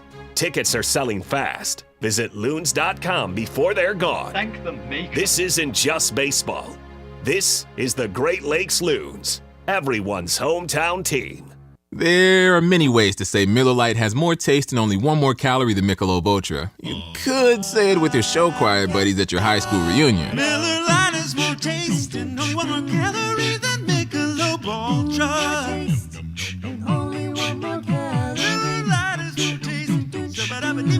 However you say it, it's Miller time. Celebrate responsibly. 2021 Miller Brewing Company, Milwaukee, Wisconsin. Beer for 12 fluid ounces. Miller Lite, 96 calories, 3.2 carbs. Michelob Ultra, 95 calories, 2.6 carbs. Taste test performed by Institute for Perception, February 2018. When it comes to protecting your most valuable investment, trust the experts at Midland Roofers. With over 30 years of experience, they are your local roofing specialists, dedicated to quality, reliability, and guaranteed roofing excellence. Now, they are fully licensed and insured, with unbeatable warranties for your peace of mind. The best part is they offer free estimates, and most are done within 24 hours of your call. So don't wait until it's too late. Trust Midland Roofers for all of your roofing needs. Midland Roofers, your roof, their reputation. This is more than just a lineup. It's a daily ritual for the die-hard Michigan sports fans. At 6 a.m., Anthony Bellino wakes up the state with Spin on Sports. I do not believe it. At 9, the Ben Bosscher Show is appointment listening hosted here in the Great Lakes Bay region. I would like to buy some Casey Mize stock. America's Best takes over at noon. The Herd with Colin Cowherd. Well, what about Patrick Mahomes? And at 3, Bill Simonson brings it home on The Huge Show. Sports Radio 100.9 The Mitt, for the most passionate fans in Michigan. Bel Air Brown, Dragon's Milk, Mad Hatter, Purple Gang, and Huma Loopalicious. These are names that let the imagination run wild and let the taste buds take a stroll. Welcome to the craft beer craze in Michigan. Bolstered by the Great Lakes and nurtured by the glacier-rich soil, here awaits a brewer's paradise. With fresh hops growing tall in the old Mission Peninsula and fresh barley fields sweeping the mitten, Michigan ranks 5th in the nation in the number of breweries, microbreweries, and brew pubs. From Good Harbor Golden to Whitefish Bay Wheat, from Motown Lager all the way to Park Bench Porter, Michigan is serving up a frosty glass of perfection. Whether you want to take in a game with a Two-Hearted Ale or just sit on a front porch sipping a Steelhead Red, let's tap into life at its fullest and treat ourselves to a taste that's pure Michigan. Your trip begins at Michigan.org. The Ben Bosscher Show, powered by the Forward Corporation on 100.9 The Mitt. Before we jump into another conversation about Frank Ragnow and whether or not the Lions' strength is still in the offensive line, welcome back into the Ben Bosscher Show, I guess, first of all. Kyle Sandel behind the glass today, and Kyle Sandel is about to lead us in the news. The Mitt's Morning Catch. What'd you catch in the news today, let's Kyle? Hop back into the Mitt Morning Catch. Starting off, we got some new news here throughout today's show. The Orlando Magic, Ben, are bringing back the classic pinstripe jerseys as their regular jerseys. I love when did they bring back just the actual jersey or did they modernize it at all? They modernized it, and I will say it's a little like it could look better. It definitely could look better. Hold on, I'm pulling up a picture of it right now. But it's the white, blue, and black. They're the only team in the NBA right now that has pinstripes, right? I love this. Yeah. I think it looks great. It does look good. It does look good for sure. The old like early 2000s, late 90s era of NBA jerseys will never be topped. They're so good. But I feel like we might be getting a renaissance of those. As we should. It took long enough to bring some of these back. Yeah. And for the record, I love what the Pistons did with their City Connects for next year. They modernized the teal.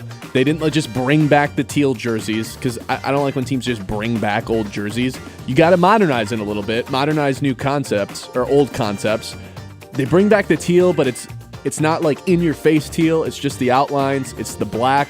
I wish they would have brought back the old logo because the Pistons logo is one of the worst logos in sports now. That's exactly where I was going, man. I mean, it's cool to bring back this for a city jersey and everything, but like when your home and away jerseys are just so boring with the boring logo. I'm okay with the Pistons home, but the black City Connects that I'm looking at for next year, they're so good. A little bit of teal, a little bit of red. So good. I can't wait to see them in these. But yes, please get a new logo for the love of God. For sure. Let's move on to some NFL news. Ben's boy, Patrick Mahomes, will not be playing in the Olympics for flag football. He's leaving it for the younger guys. Yes, super old Patrick Mahomes is leaving this to the younger guys. He's the longest tenured quarterback in the NFL for one team, right? I don't think there's... Dak Prescott? Yeah, you're right. I think it's Dak and Mahomes, though, because Rodgers doesn't play for Green Bay anymore. Derek Carr's done. He might just like straight up. How many quarterbacks are older? Starting quarterbacks are older than Patrick Mahomes. Deshaun's not gone. I'm trying to think guys in that same age range. Joe Flacco might be a starter. Is Geno?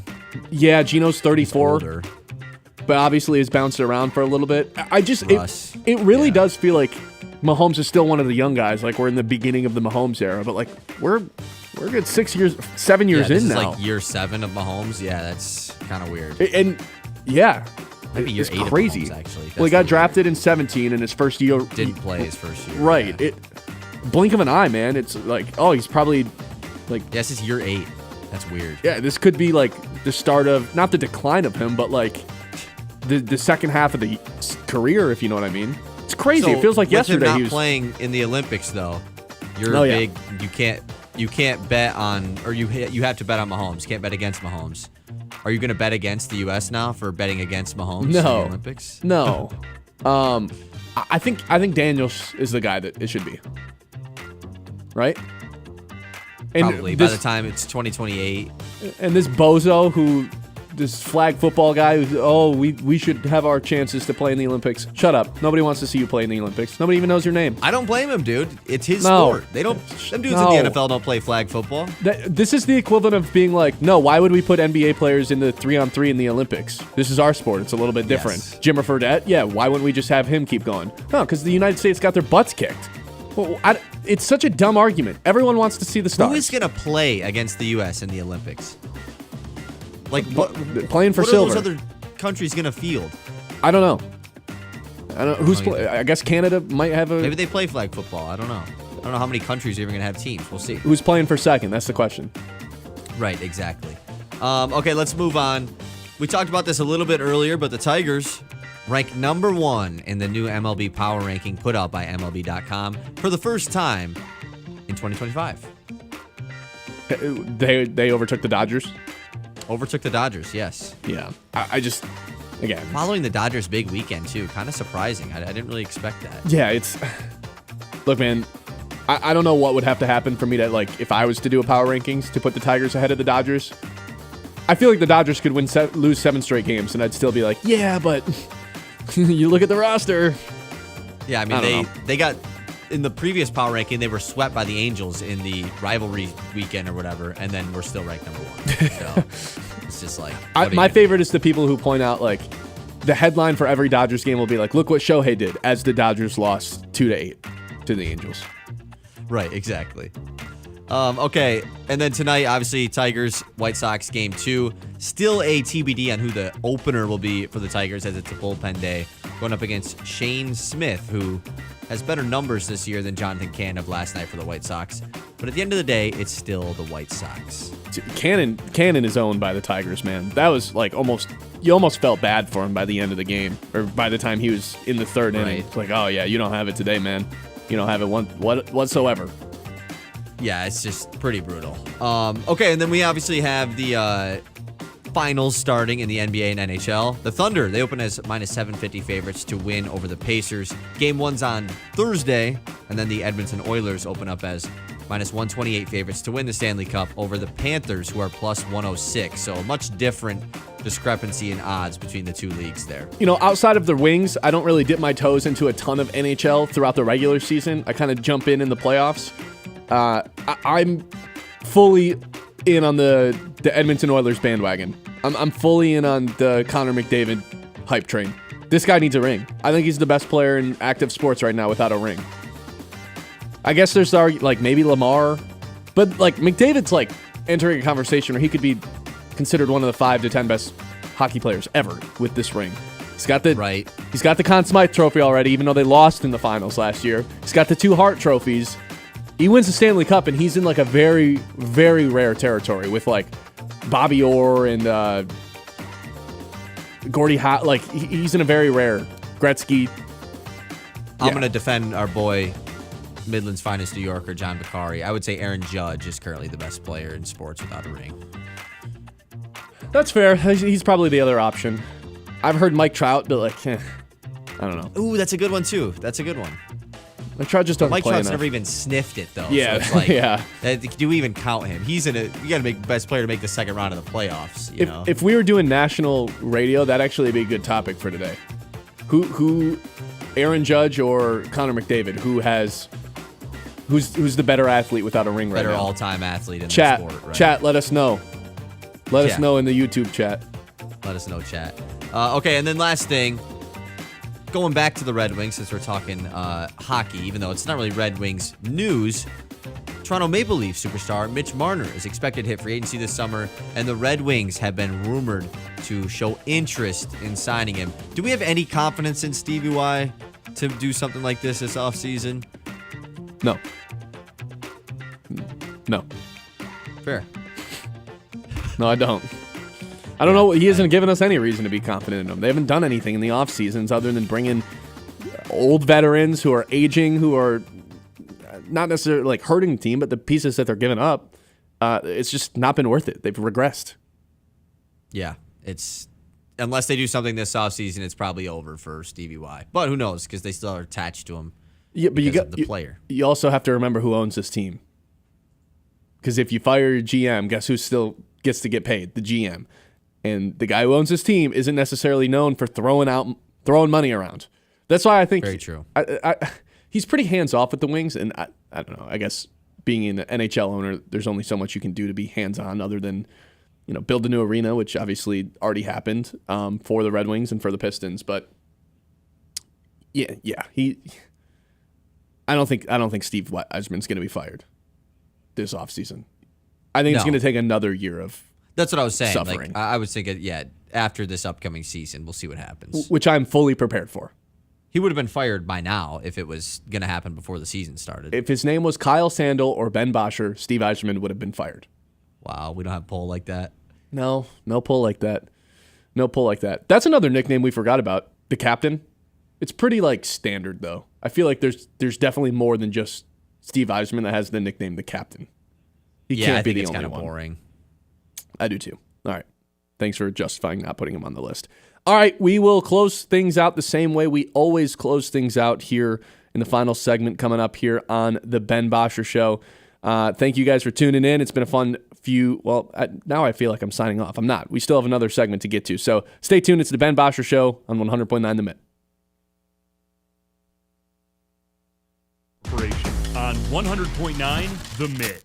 It's time to remember that. With Kyle Sandell. Presented by Matt Larson, Farm Bureau agent located downtown Midland. Well, Frank Ragnow has pulled off the very unexpected move to retire at the young age of 29. The four-time Pro Bowl center of the Detroit Lions is ending his career after there was speculation about a contract dispute. No, it was simply because Ragnow was just tired of the injuries and ready to get his fishing career continued. Nonetheless, this Lions offensive line unit that was widely considered as a top 5, top 3, and debatable best offensive line in the NFL has now lost its second best member. And when you take a wide zoom out of the Lions offensive line, you have Penei Sewell, the best offensive lineman in the entire NFL. No unit with him on it's ever going to be bad. But outside of that, you have an aging Taylor Decker opposite of him at left tackle who definitely declined last season. Graham Glasgow, who looked poor by the end of last season. And then 3 young guys in Christian Mahogany, who was fine in his reps as a rookie. Tate Ratledge, who they took in the second round. And Miles Frazier, who they took late in the draft. So right now, this Lions offensive line not only has taken a major step back, but how great of a unit really is this going to be in 2025? Is this a spot that Lions fans should be worried about headed into the season? Safe to say, Johnny Morton's got his work cut out for him in year 1 as the Lions offensive coordinator. Remember that. Presented by Matt Larson, Farm Bureau agent located downtown Midland. At Sandy Ridge, our completely renovated clubhouse is ready for you. With a brand new full kitchen, a spacious deck, and plenty of room for any event, it's the perfect spot for weddings, parties, or any special gathering. And that's not all. Our whole 16 green has been redesigned and is better than ever. Plus, our greens are the truest around, on par with the top courses, but at a price that fits your budget. Come visit us today at Sandy Ridge and see why we're the perfect choice for your next event. The new rebranded Matt Smith Modern Realty. Well, Matt Smith Outdoors was really reflective of how I started my real estate journey, taking my outdoor experience, moving that into the real estate space to help people buy and sell land. So many people in this region ended up calling me and wanting me to work with them to help them buy and sell homes. This new brand was more reflective of what I'm delivering to people in this region every day. Celebrate Father's Day at Dowtime Sunday, June 15th. It starts with the Play Ball Weekend Kids Clinic presented by Central Michigan University. Make sure they're pre-registered at loons.com. After the game, step on the field for a special Father's Day catch, a memory that will last a lifetime. There's something for the whole family this Father's Day. This isn't just baseball. This is the Great Lakes Loons, everyone's hometown team. At First Class Epoxy Floor and Counter, floors don't just get coated, they get a makeover. Epoxy's so tough, it shrugs off spills, stains, and even your wildest dance moves. Garages, workshops, anywhere you want a floor that's smooth, shiny, and just a little bit sassy, they handle it all with style. No more boring floors. Get ready to impress everyone who walks through the door. Slide into durability and flair. First Class Epoxy Floor and Counter, where your floors get the VIP treatment they didn't know they needed. Local sports don't stop when the game ends, and neither do we. 100.9 The Mitt is your digital home for the latest news across the state of Michigan. From high school to college and the pros, it's all on our socials. Follow us on Facebook, Instagram, TikTok, and YouTube. Just search 100.9 The Mitt and join the squad. Stay locked in on the latest stats and stories with exclusive video takes from local talent. Sports Radio 100.9 The Mitt. I'm Ben Bosscher, and here's what I think. I think replay should be taken out of basketball entirely. I think 2 super conferences would fix college football. I think the best football, basketball, and baseball players of all time are currently playing. I think the day the Lions win the Super Bowl is going to be the greatest day of my life. I think Monty Williams sabotaged the Pistons on purpose, and you can't convince me otherwise. I think Jim Harbaugh is one of the best coaches of all time, but most definitely cheated, got caught, and ran away. And I think you should tune into the Ben Bosscher Show, fueled by Forward Energy, weekdays 9 to noon on 100.9 The Mitt if you agree with anything I just said. Sportsmanship has never been more important between the lines in athletics and outside those lines in our communities. To listen, to respect, to understand, to practice common decency, to have competition without contentiousness. Sportsmanlike qualities are essential components of life itself. Let's all work together to not only be good sports, but good people. A message from the Michigan High School Athletic Association, promoting the value and values of educational athletics. The Ben Bosscher Show, powered by the Forward Corporation on 100.9 The Mitt. All right, welcome back into the Ben Bosscher Show. To wrap things up, I just want to say this. We end every show the same. We'll get to those two traditions here in just a second. But with the loss of Frank Ragnow, and you already have to consider the loss of Kevin Zeitler, and you have to consider a new offensive coordinator in John Morton, I now think the biggest strength for the Detroit Lions is now the weapons. It's now the receiving room, the receiving core, really. It's Jahmyr Gibbs. It's Amon-Ra St. Brown. It's Jameson Williams. It's Sam Laporta. It's David Montgomery. That is now the strength of this team. It is no longer the offensive line. You still have the best player in the world that plays that position group in Penei Sewell, but I expect the play calling to take it a little bit of a dip. The offensive line has taken a little bit of a dip. It's the position players that are now the most dangerous aspect of this team. They used to be built on the offensive line. I don't think that's the case anymore. I think you're going to see a little bit more passing. You're going to see Goff trying to get the ball in the hands of his playmakers a little bit more rather than establishing the run early on. You look around, they have taken a step back on the offensive line, and you only expect Jameson Williams and Sam Laporta and Jahmyr Gibbs to keep getting better. You already know how good Amon-Ra St. Brown is. That's, to me, now the strength of the team. That's the number one thing that the team can say we're the best at in the league. We've got the best skill players of anybody on offense. Agree or disagree of the take, Kyle? Agree that that's the Lions' best group, but sneaky, I think there's another group that could take number one by the end of the season. Secondary? The secondary. Yeah. I really do believe that. If Arnold takes a year two leap, we know DJ Reed's going to come in and probably be locked down like a Carlton Davis was last year, maybe even better.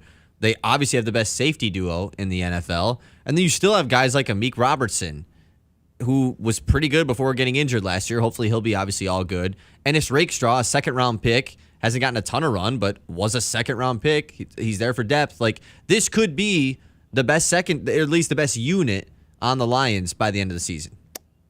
I agree with that, especially considering the two safeties they have there. All right, we end every show the exact same way. First up, let's try to make some money here. It's our lock of the day. Lock of the day. You better lock it up. No, you lock it up. Lock it up. Lock it up. Lock it up. All right, we're keeping track of this on a little bit of a better basis. We're going to have an all-time record. We're going to have a monthly record. We're going to have a weekly record. The monthly and weekly record are the exact same right now, and that would be 1-0. We hit yesterday. It was Tigers' first inning money line, and the best part about that hit was it plus 240, Kyle? Plus 240, yes. So you're up 2.4 units already. So we really only need to hit one more of these this week to have a positive week. We're going to be a little bit more conservative today. We're not going to be as aggressive with the odds. I'm going to go Paul Skeens 7+ Ks for plus 112. You're still getting plus odds on it, which is the key part. I don't know. I rarely think I'll do a lock that's less than minus 110. What's the matchup? They're playing Houston. Pirates? They're playing Houston. Okay. Houston has the 5th most strikeouts per game in Major League Baseball at 7.5. You can get 7+, so not even 8, just 7+ for plus 112. Yeah, I mean, I went against you yesterday and said it wasn't going to hit, and it did. So I'm not going to do the same today. I like this one. 3 straight starts for Paul Skeens where he's gone 7+ Ks. To your point yesterday, like, hey, maybe he's due to have a below that. My thinking going into it was, well, similar to the way that like Lamar Jackson just destroys NFC competition. I was like, well, Paul Skeens probably does the same thing. It's actually opposite. He's got much better strikeouts per 9, a whole 3 higher than he does against the American League this year, 6 versus 9. So that's one thing to consider, that why it wouldn't hit. But hey, he's gone 100 pitches 3 times in his last 5 outings. Like, he's going to have the reps. He's going to be out there long enough for this to hit. And Houston likes to swing that bat. So I'm feeling pretty good about 7+ Ks as today's lock of the day. You with me? Yeah, I respect this pick. I think you go 2-0. 2-0 start though. To the month, to the week, to the new show. I mean, you never hit all-time. 2 picks in a row on the payoff Relax. Okay. That's our lock of the day. Lock of the day. You better lock it up. No, you lock it up. Lock it up. Lock it up. Lock it up. All right, and the other way we like to end the show is with Colin Cowherd taking the reins at noon out from Los Angeles here on 100.9 The Mitt.